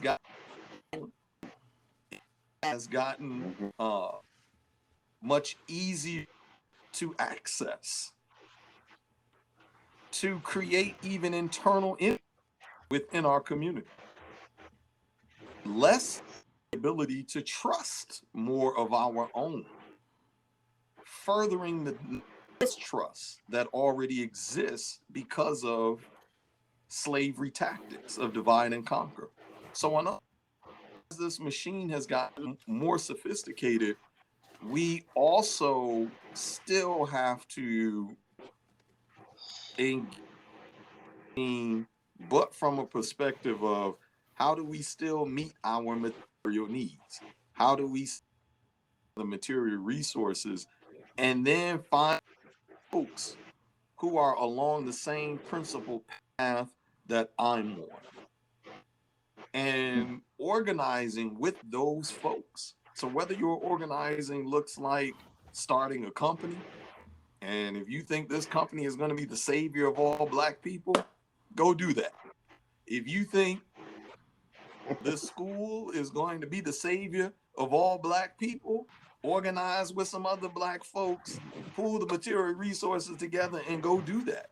If you think a liberation going to be the savior of all Black people, so in other words, I encourage folks to find those like-minded individuals that have the same principles and have the same objective and organize with us. Those are the folks that you should be pooling the material resources together with. Some ways of what that looks like. Hey, if I'm a family of 4 and you know, if family of Mr. Davis is a family of 6, all on the same principal path to an objective that we all agree on, well, guess we can pool our household resources together. What does that look like? Maybe we all go grocery shopping one time for all three households. Maybe we actually split some of the bills together. Maybe we can apply these things in a very practical means. Maybe land. Maybe I got more land than the other two brothers. So to cut some of our expenses, some of the agriculture, so that we can provide some fresh food. Maybe, Ralph will have Mr. Davis a house of psychologist. Hey, I'm screwed up internally. I'm gonna go to Mr. Davis. That three, I frankly can't afford it. I don't have insurance for. I need an hour of your time, Mr. Davis. Let me sit on your couch. So in other words, we not only have to pull material resources isn't just money, but it's also what are the skills that we're, whether they're academic, whether they're scholarly, whether blue collar, I'm a plumber, I'm an electrician, I'm a roofer, I'm a carpenter, I'm a welder, I'm a mechanic. I'm pooling those resources within that microcosm of my community and be my community. This is who I'm loyal to. And one of the objectives of that community, finding others that have those same principles. So in our community, and the next thing you go from the 3 families to 10 families to 100 families. This is just one, I think, practical way that we can build community that even means. And just at least offer of a solution. It's not perfect. It has its challenges. If you go back and listen to this, I'm sure you could pick apart the things I'm saying. But the point is that it's a starting point, and it gives at least some actionable to into and to try to implement, because that's one of the things that I always found missing personally. I often think about the brothers that would come out of prison after 5, 10, 15 years. And, as a young youth, looking at these brothers, one of the things that I used to hate to see, but never quite understood why, was when these brothers would tell older kids, normally the teens, because they out in the street doing their thing. I'm Gen X, so I was raised during the crack. So you saw a lot of they're slanging in the streets, doing their thing, teenagers to early 20s. And when you have these men that are coming out of prison after doing a bid, and they're trying to get these young men on a different path. But the thing that will fail time is that them off, that the teenagers will brush them off. And usually the reason why they would brush them off is because what is the solution that they were offering besides words and don't sell drugs, don't do this. It's like, okay, cool. If I don't do that, then what? After my younger siblings, because I got 5 siblings and a co-mother at home. And I a burger, minimum wage in those days was $2.25.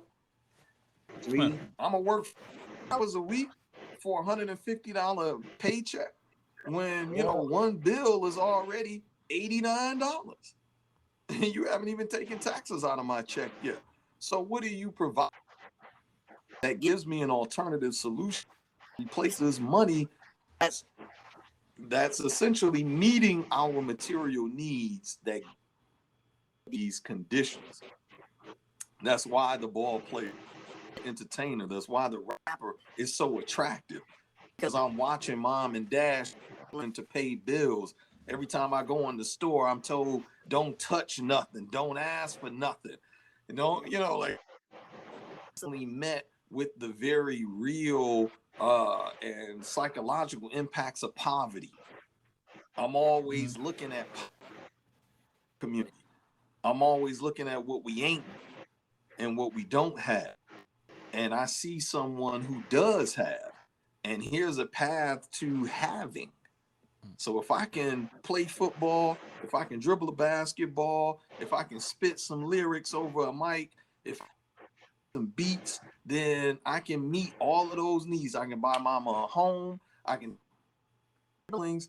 I can help dad get a better job. I can do all of these things because at the end of the day, we're just saying that we simply a life in which opportunity exists and we want to do it, but we don't know how to.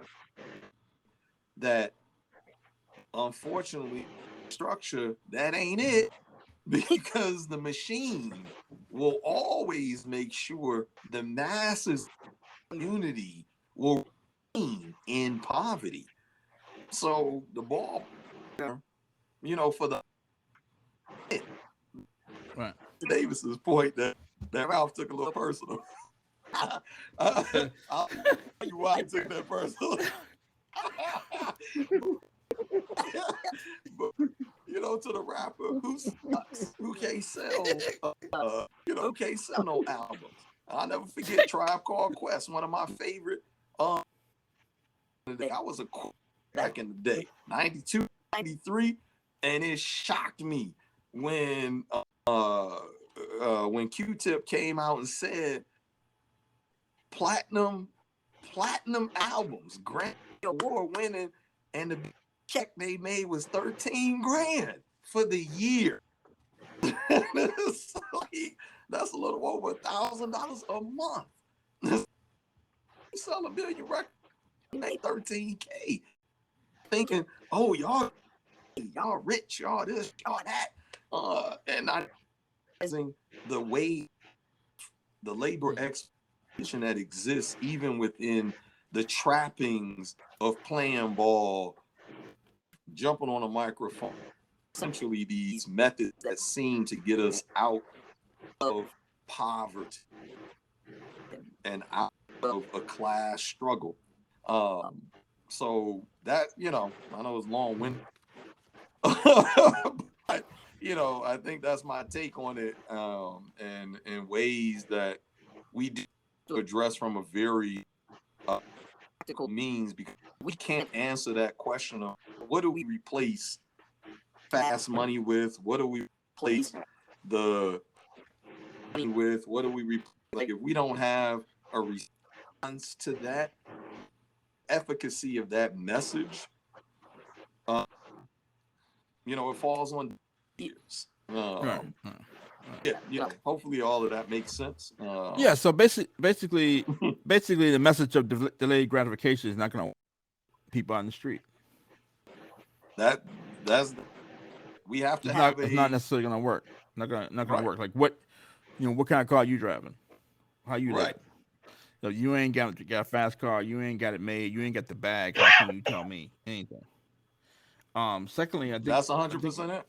I think one of the points that J-Rod made was that if we got to bring the I guess lesser of us up, and it's hard to do that when, let's say, for instance, you tell people Trump and GE, we got more content than everybody else, and they go, well, who else is saying it? If CNN's not saying it, or MSNBC's not saying it, or you know what I'm saying, like, yeah. So they want to go back to the plantation, to the powers that be, for validation, which ain't gonna validate what we're saying. They want to validate. We're talking about delayed gratification. We're talking about something that's like holding up a cross to a vampire. You know what I'm saying? I mean, one of the things that personally, because you bring up a good point, and I actually struggled when I would read these accounts, because I was like, there's no way, I'm lying. I would read these accounts of former slaves that would talk about, and one of the first accounts it was Booker T. Washington's up from first chapter. He talks about how he would hear the passion almost that former slaves had slave masters, because they were now left to their own devices without anything. It's the sacrifice of independence, right? Because what does it mean to be independent? If I'm standing on my own 2 feet and I'm saying that I'm sovereign, within that means that I don't need you. I can make my own way. And it's always easy to be a child than it is to be an adult. And what is one of the markers of childhood versus adulthood is our ability to provide for ourselves. So it's always easier to go back to the plantation because there's food on the plantation. I might plantation, but I know what to get from the conditions of that plantation. So even in abhorrent conditions, which is why I really struggle to even believe some of those accounts. Like, I almost wanted to dig some of them people up just so I can beat them back to death because I was so offended. Well. Look at look at the people who I was about the point you made. I was about to make something similar. That people who we know about, or the people the public respects, and once clicked up with the plantation. Right. From a music standpoint, how many independent artists do we not know about? Right. How many independent artists? Right. How many independent artists do we not know about? How many people who were flossing after they got a record deal on the radio? They may not be making money, but they're on the radio, and they do have a chance to make money on tour. You know what I'm saying? As an independent author, I'm out here grinding a website, Twitter page, Facebook page. People say, "Who are you?" I mean, I spoke at this church up Harlem about a year ago. I told you about. And I'm telling people in the crowd, a lot of the authors you talk about, I'm the only one who own my own intellectual property, and it was a self-published book that was reviewed by Library Journal. It's unheard of. It's unheard of. And so what Ralph Ellison wrote about decades ago, you can be seen and unseen simultaneously. It's unheard of, but black folks never heard of it.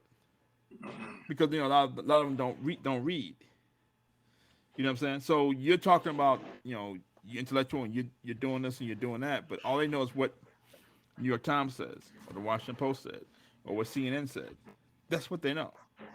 If you're not clicked up with CNN or MSNBC or one of these, or you're not clicked up with the plantation, they're not gonna know about you and they're not gonna hear about you. And the big determinant as an artist is that the public has to be made aware of you, and they're getting the information from the corporate media, from the plantation. So, and as far as bringing up the lesser or the lower of us, they have to be willing to be informed. You're saying one thing and all that, and they're getting cues from the NBA or from the corporate media, and which is drowning you out. So a lot of times, a lot of black people don't really follow you till you blow up, and blowing up means almost have to be clicked up the plantation.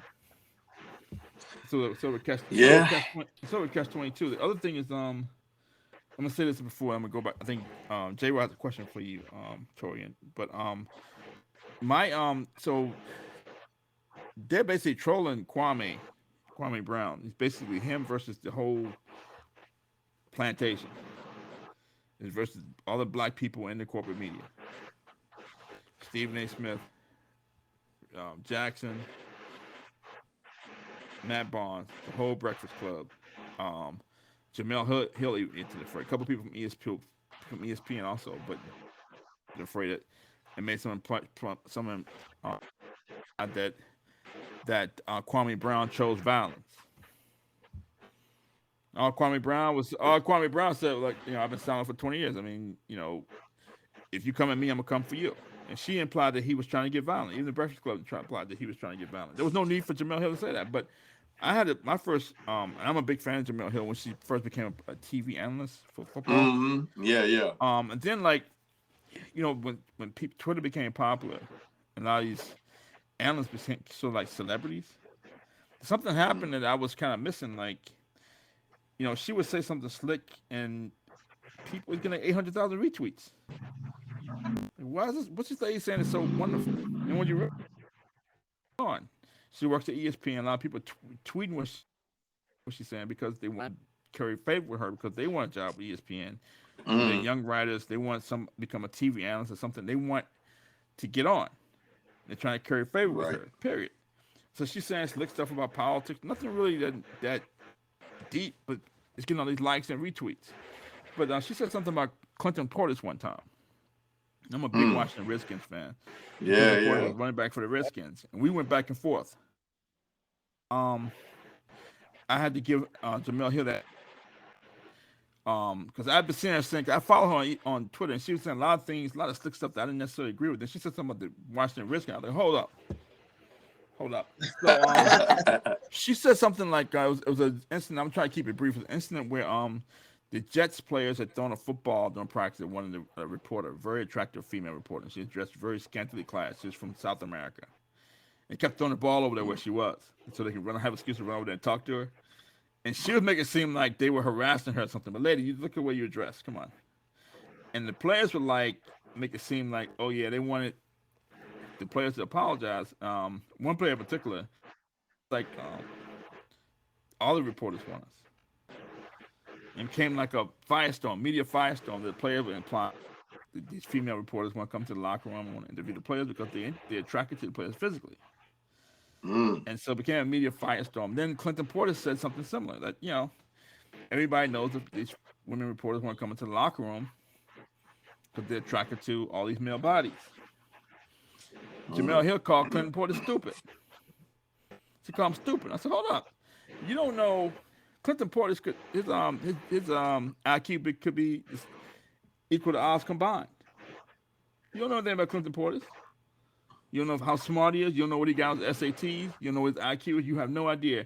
You're just out here calling a black man stupid, and she was getting all kinds of tweets and retweets from calling Clinton Portis stupid. Just assume he was stupid. And I said, you don't know Clinton Portis' IQ.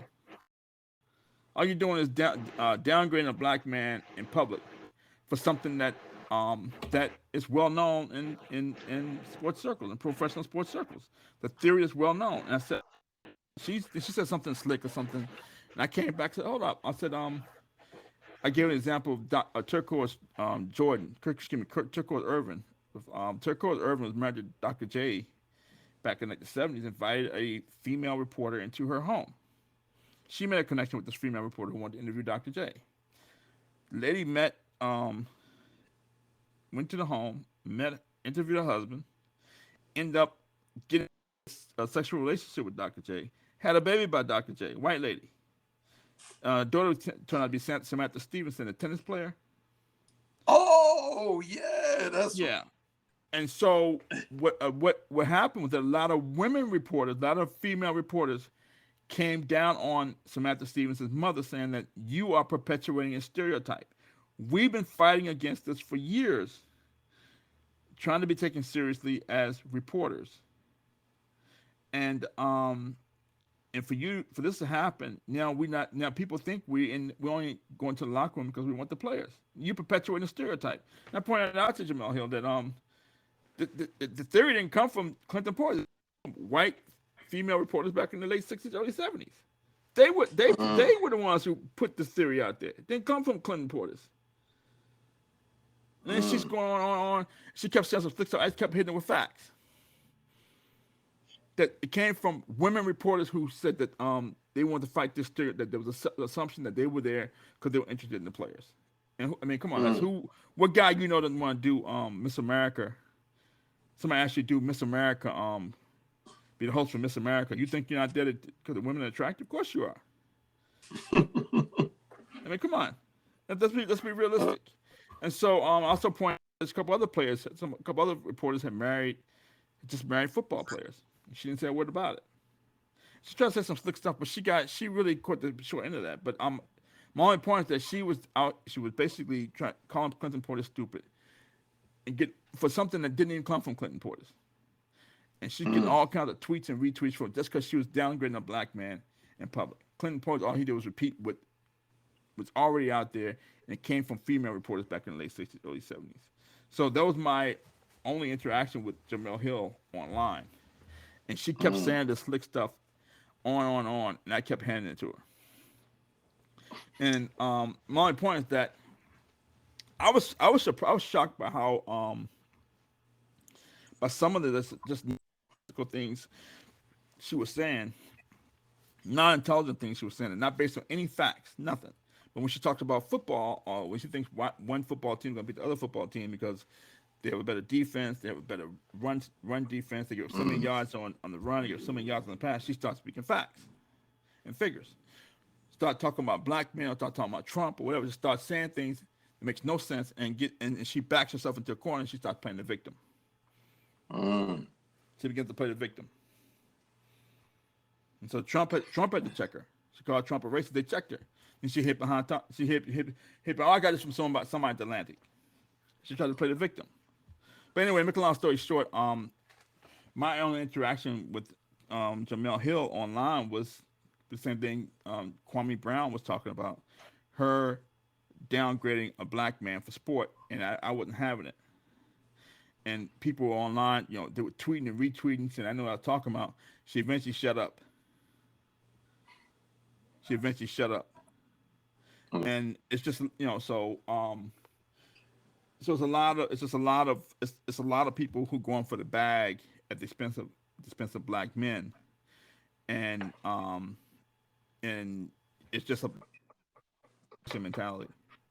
It's sort of divide and conquer, and I'm doing it for a check, and I can serve up Clinton Portis or Kwame Brown, and while white folks celebrate me, all for the entertainment of white folks. Even so there's a show called this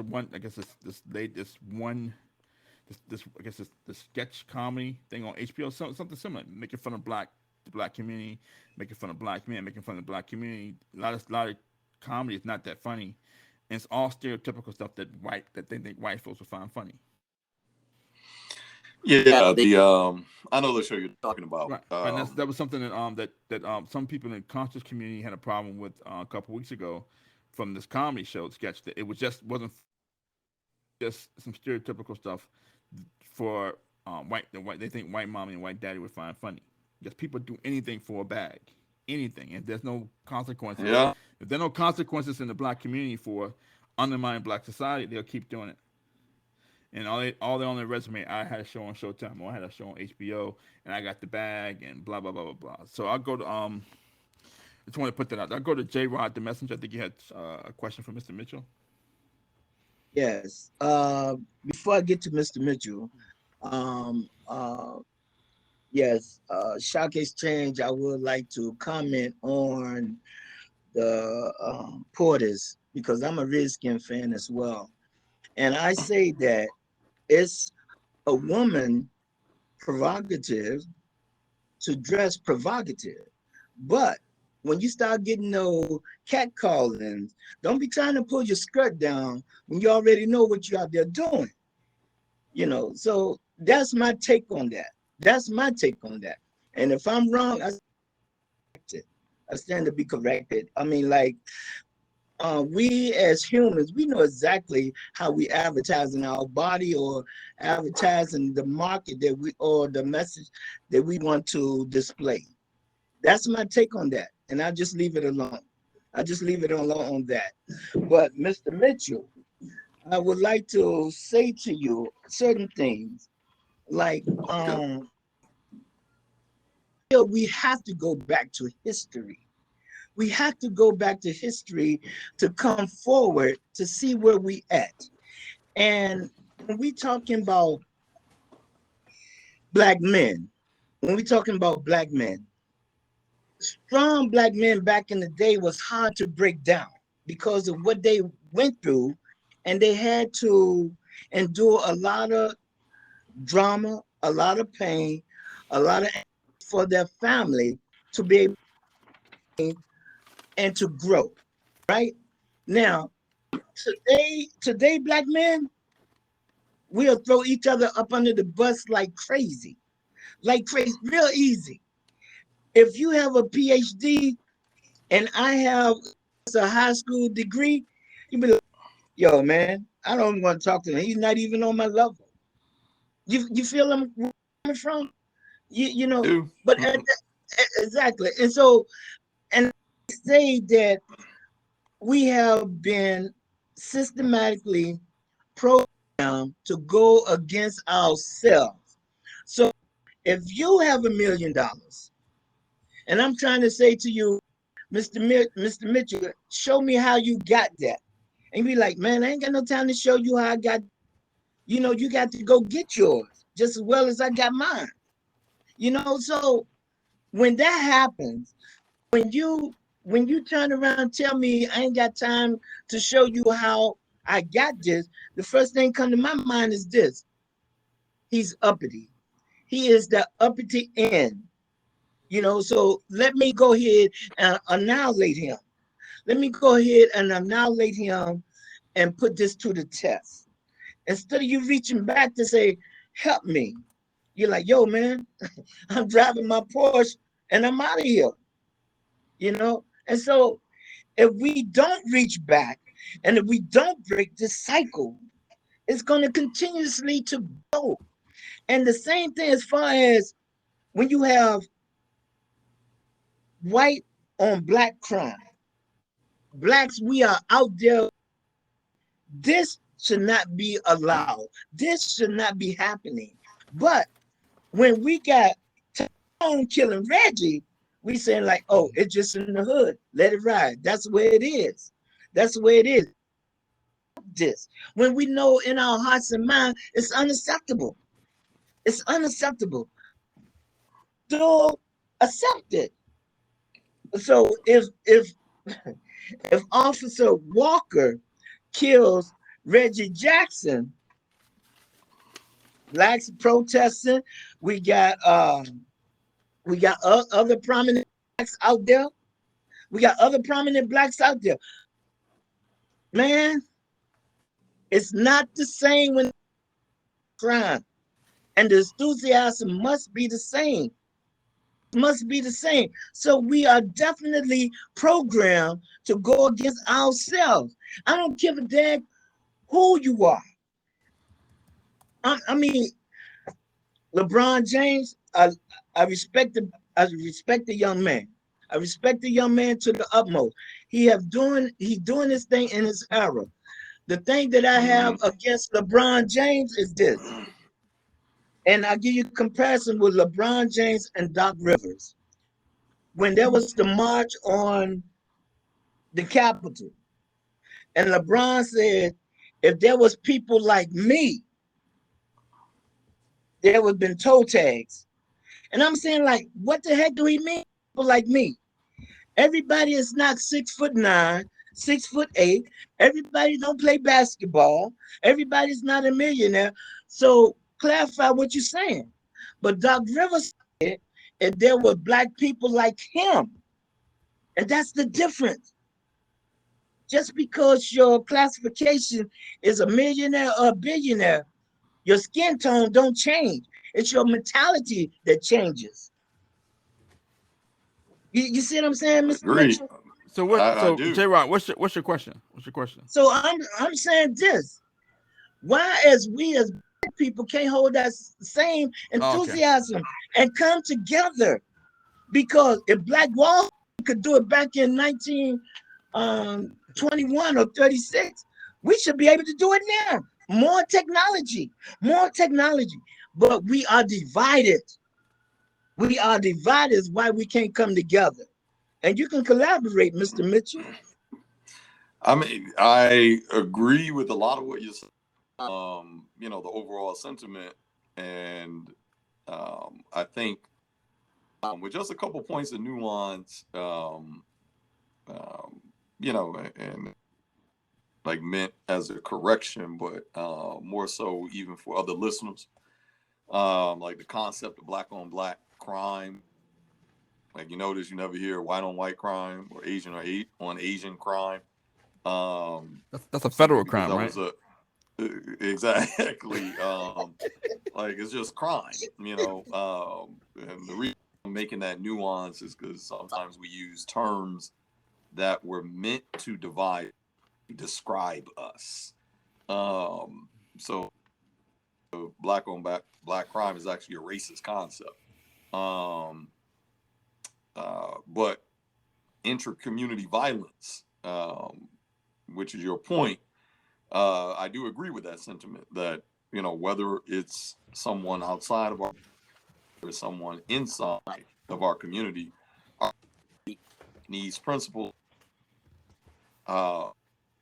You know, one of the differences between a state sanctioned violence and a intra-community violence is that my own pay, right? You know, child decides to go and uh, you know, somebody else community, my tax dollars, Ralph, my tax dollars do the police department in Philadelphia. Governor agreed to drop the own on U.S. soil on the move in Philadelphia, 1985, which was a community of black folks. Those black folks were tax-paying citizens. So those same folks that were murdered by the own U.S. soil, they paid for their own demise. So I will say, not all violence is created equal. We should understand and seek to understand sanctions why some responses are warranted versus should be an out when police murder unarmed black men. There should be that out. But equally to your point, when a black man murders another black man, or essentially intra-community violence, we should already have systems and mechanisms in place that's either violence or policing that violence within our own community, that we don't need an external police. The concept of community policing is. So we talk about defund the police and police reform, talking about the onus is on us to pick up the protection of, and you know, I do believe that the efficacy, like the impact of divide and conquer is so deep. It's on every level, a class level, a racialized level, you know, like you may have some own internal biases. You know, I often give the example, if, you know, six, you know, dudes are walking down the street and you're walking the opposite direction, do you cross the street? Do you have the same internal responses if it's black men walking down the street? Like, sometimes we have to look at our own internal biases, but that's the evidence of how rooted this divide and conquer is, and a very real sense that we could be in our own community and we will lock our when our own people walking past our homes or our apartments, we're like, oh no, nah, I don't trust that. Like, so in other words, it is a lot of work, and that's why I say, like, it's a monumental undertaking and a monumental ask. But the thing that we can do is find those people who are like-minded. So you gave the example, you know, if I have $1 million and you ask me like, hey, how you get that man? I'm like, I ain't got time for you. Not on my level, which is a common response, right? Right. That lets you that I'm not the person to organize with you. I'm not like-minded to you. So really, we should be thankful at no, because that you represent the type of principles I don't want to be associated with. When I think about community, sometimes my community isn't even going to be all of my family. You know what I mean? Like, you know, they say you can pick your friends, you can't pick your family, right? My friends based on some type of commonality. And when we begin applying that commonality, I think that everything is political. That I believe even down to the partners we choose for our lives is a political decision. Because such at a bottom rung as a community, there are some folk, ancestors, when we look to history, F. Williams of the New Africa, gentleman wrote Negroes with Guns, others such Kwame Ture, who believes that everything we do, every effort we make, the type of job we have, the type of friends we make, the type of spouses or partners we connect with, the children we have, that everything that we do be in the effort of Black liberation. Every such a dire point, economically, racially. We just went over all the metrics that we're on the bottom rung as an entire community, right? So because we are in a dire position, it requires an intense discipline that everything you do, your life must be committed to this objective. Now you can disagree with the objective. You can even like if your idea of Black liberation is too radical, or like the idea or the revolutionary scares you, which it should, because it's not a warm and fuzzy. That's what it is, and it's not an economic war. It's not a political war. It's a physical war. So it should scare you. And some people don't want to be a part of that, and that's okay. I don't admonish those folks. But my point is, whatever your objective is, that's going to be the best basis for the Black community. Du Bois, like your concept of what you're talking about, is what the Talented 10th was predicated on. What we found is there Black folks, when they get into certain circles, when they get the PhDs and dollars, and they're like, oh, you just a bougie or a sedity. Okay, all right, okay. Well, the thing that people forget is that the entire mechanism for the Talented 10th was that you were supposed to reach back and open the door for 10 more people like you. So often we forget that piece of what Du Bois was saying. When you get into these circles, when you get it, the seat at the, you secure the bag. Did you open the door to secure the bag of the folks within our community? Because the being that, the best and brightest of us are seats at the table or the in the bag, but if 10% of us open the door for 10%, and then that 10% opens the door for 10%, and then that 10% opens the door for that 10%, at some point, what's going to happen? 100% of us will be securing the bag, seat at the table, and then folks will look around like, oh, wait a minute. All these Negroes get in the room.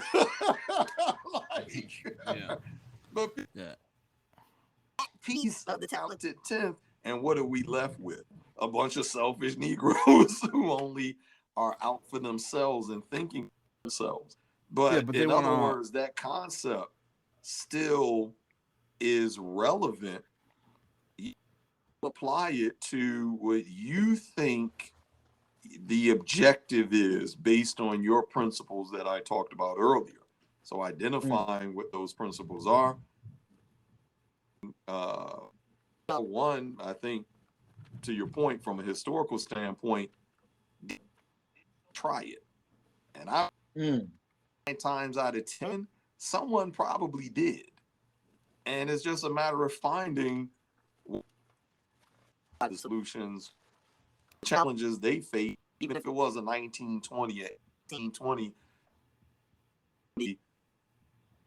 almost guarantee that the challenges they face, because our community is in such a dire position, relevant to our community's condition, to where you can take lessons from their actions.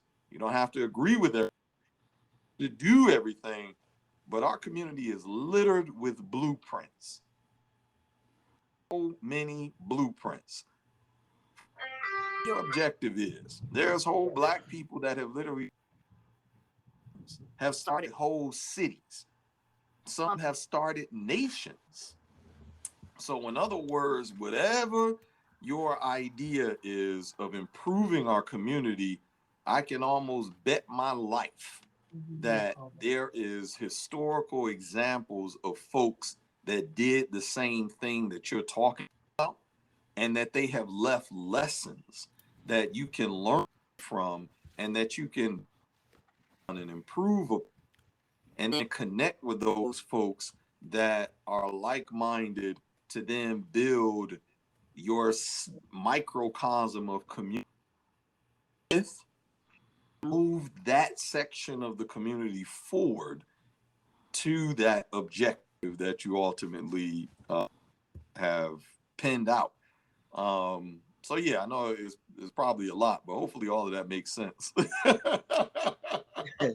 Okay, yeah, but so I thanks for that. But I guess one point on that was that I think a lot of people they want to be, they want to, they want to have it both ways. They want to think individually, but they also want to be able to live off a Black community.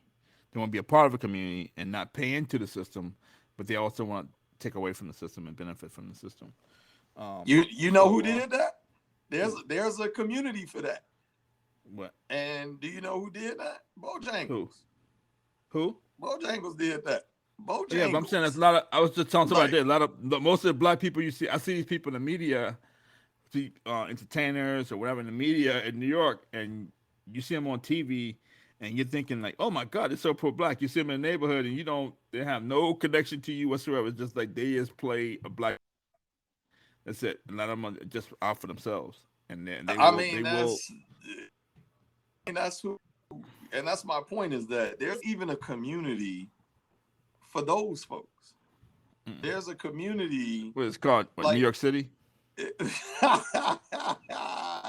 like, if I think to some degree we have to put blinders on. Matter of fact, a friend of mine just recently said, I want us to be able to make the statement, I am a Black man, but I'm a man. Okay. To be a politicized statement. And, you know, we kind of talk through the hows and all of that. The one big takeaway that we landed on, in order to even get to, you almost have to ignore what other communities are doing. And like putting blinders on, like, I don't want to say this because white men are saying it, or because Asian men are doing it. He is doing this. Why can't we do it like them? Or like, you know, these often comparisons that all of us have heard over the decades. The point is that putting those blinders on to other communities that are contradiction your community. That folks internally to our community. So if you got to ignore the news because the class of folks that are primarily on the news you feel are in contradiction, are a direct threat, and the tactics of reaching those objectives, ignore that community and just focus on your community of folks. If 5 of you, if it's a community of one of the Dr. Oyewumi, shout out to Dr. Oyewumi.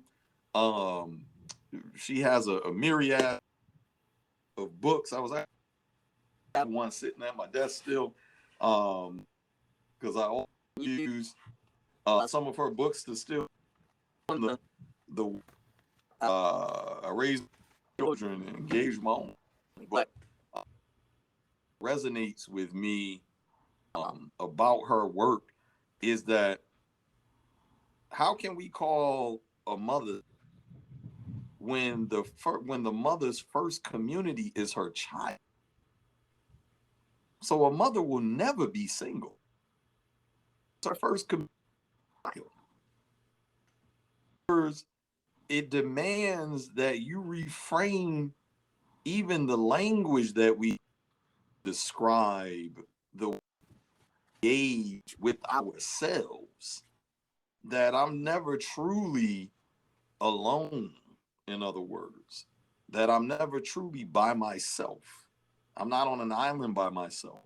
So even if it's a community, until you find that number 2 and that number 3 and so on and so forth, is that you're still in community. Right. That's the time. Yeah, I know if you're exactly by yourself, what you mean. You got to put your blinders on. Right. That means that's the time to work on your principles. That's the time to find that method, offer material. Because if you don't, I guess, get to the bag, as they say, how are you going to show others within your community how to get to that bag? So, even if it's not something that compromise, you get to that bag and it's a legitimate thing to the bag, then the qualifier in there, perfect that methodology. So when you get to number 2, and they're like, hey, I recognize the principle in you. I recognize something in you. Here's what I do to get to build up the material resources that I need. Can you use some of it so that we can resource together? So we community and we can, find other like-minded families and children, like whatever your objective is. That's got to put our blinders on sometimes and just ignore what's popular.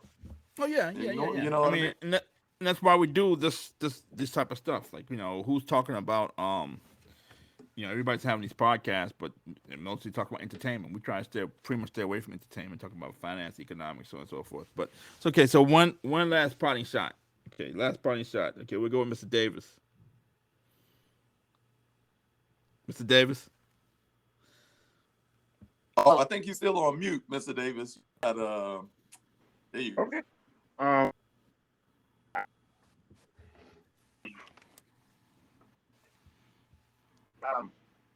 Well, I think tonight we discussed a lot. It's a lot to take in. But everybody's it look like for us. Where do we want to go? Where we're trying to go. They're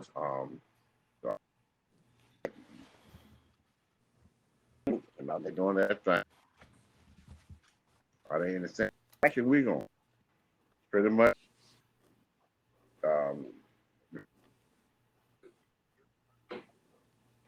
what the organization's about. Right.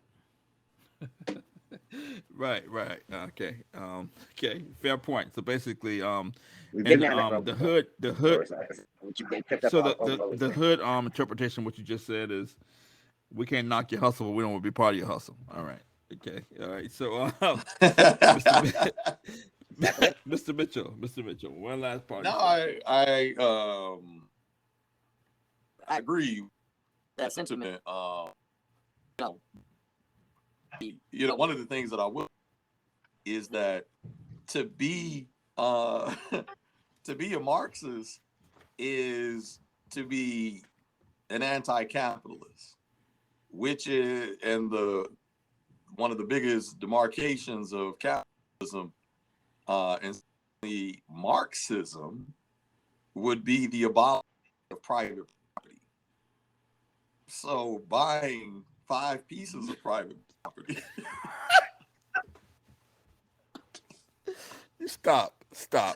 I'm just saying, like, if Stop. I mean, if we're judging action by its principles, being antithetical to principles, you know what I'm saying? Okay. That's all I'm saying. Stop. I mean, Like what it property? Because I can recall anti-capitalist liberation movements, and all of them, I can't recall a single one that advocated for the privatization of property. In fact, all of them I know, all the way mid 1800s to now, use the properties for a collective basis. And if these are not used basis, even in ownership basis, and it seems pretty antithetical to Marxism. And it would seem that your Marxism is wholly theoretical and not praxis. It's a cute thing to say. It's a cute thing to say. It's like saying I'm against slavery, but I work for a big plantation. But stop. When she says she's a Marxist, I mean I don't think she meant the same Marx. I don't think she meant Karl Marx. She must meant Groucho Marx, but it wasn't Karl Marx. Cigar show. But anyway, anyway, it wasn't Karl Marx, because Karl Marx wrote a book called Das Kapital, and I think he said some very specific things about. Anyway, I'm gonna stop. My parting shot is hustle, but I don't want to be a part of your hustle. I'm gonna leave it at that. That's been Trump and the GE. We cover a lot. Very active discussion. And want to say thanks a lot to Mr. Mitchell. Thanks a lot to Mr. Davis. Thanks a lot to J. Rod the Messenger. Sorry,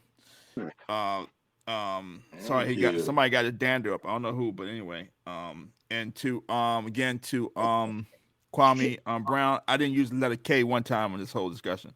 Okay, thank you, and we'll be back in 2 weeks. Thanks a lot. Peace out.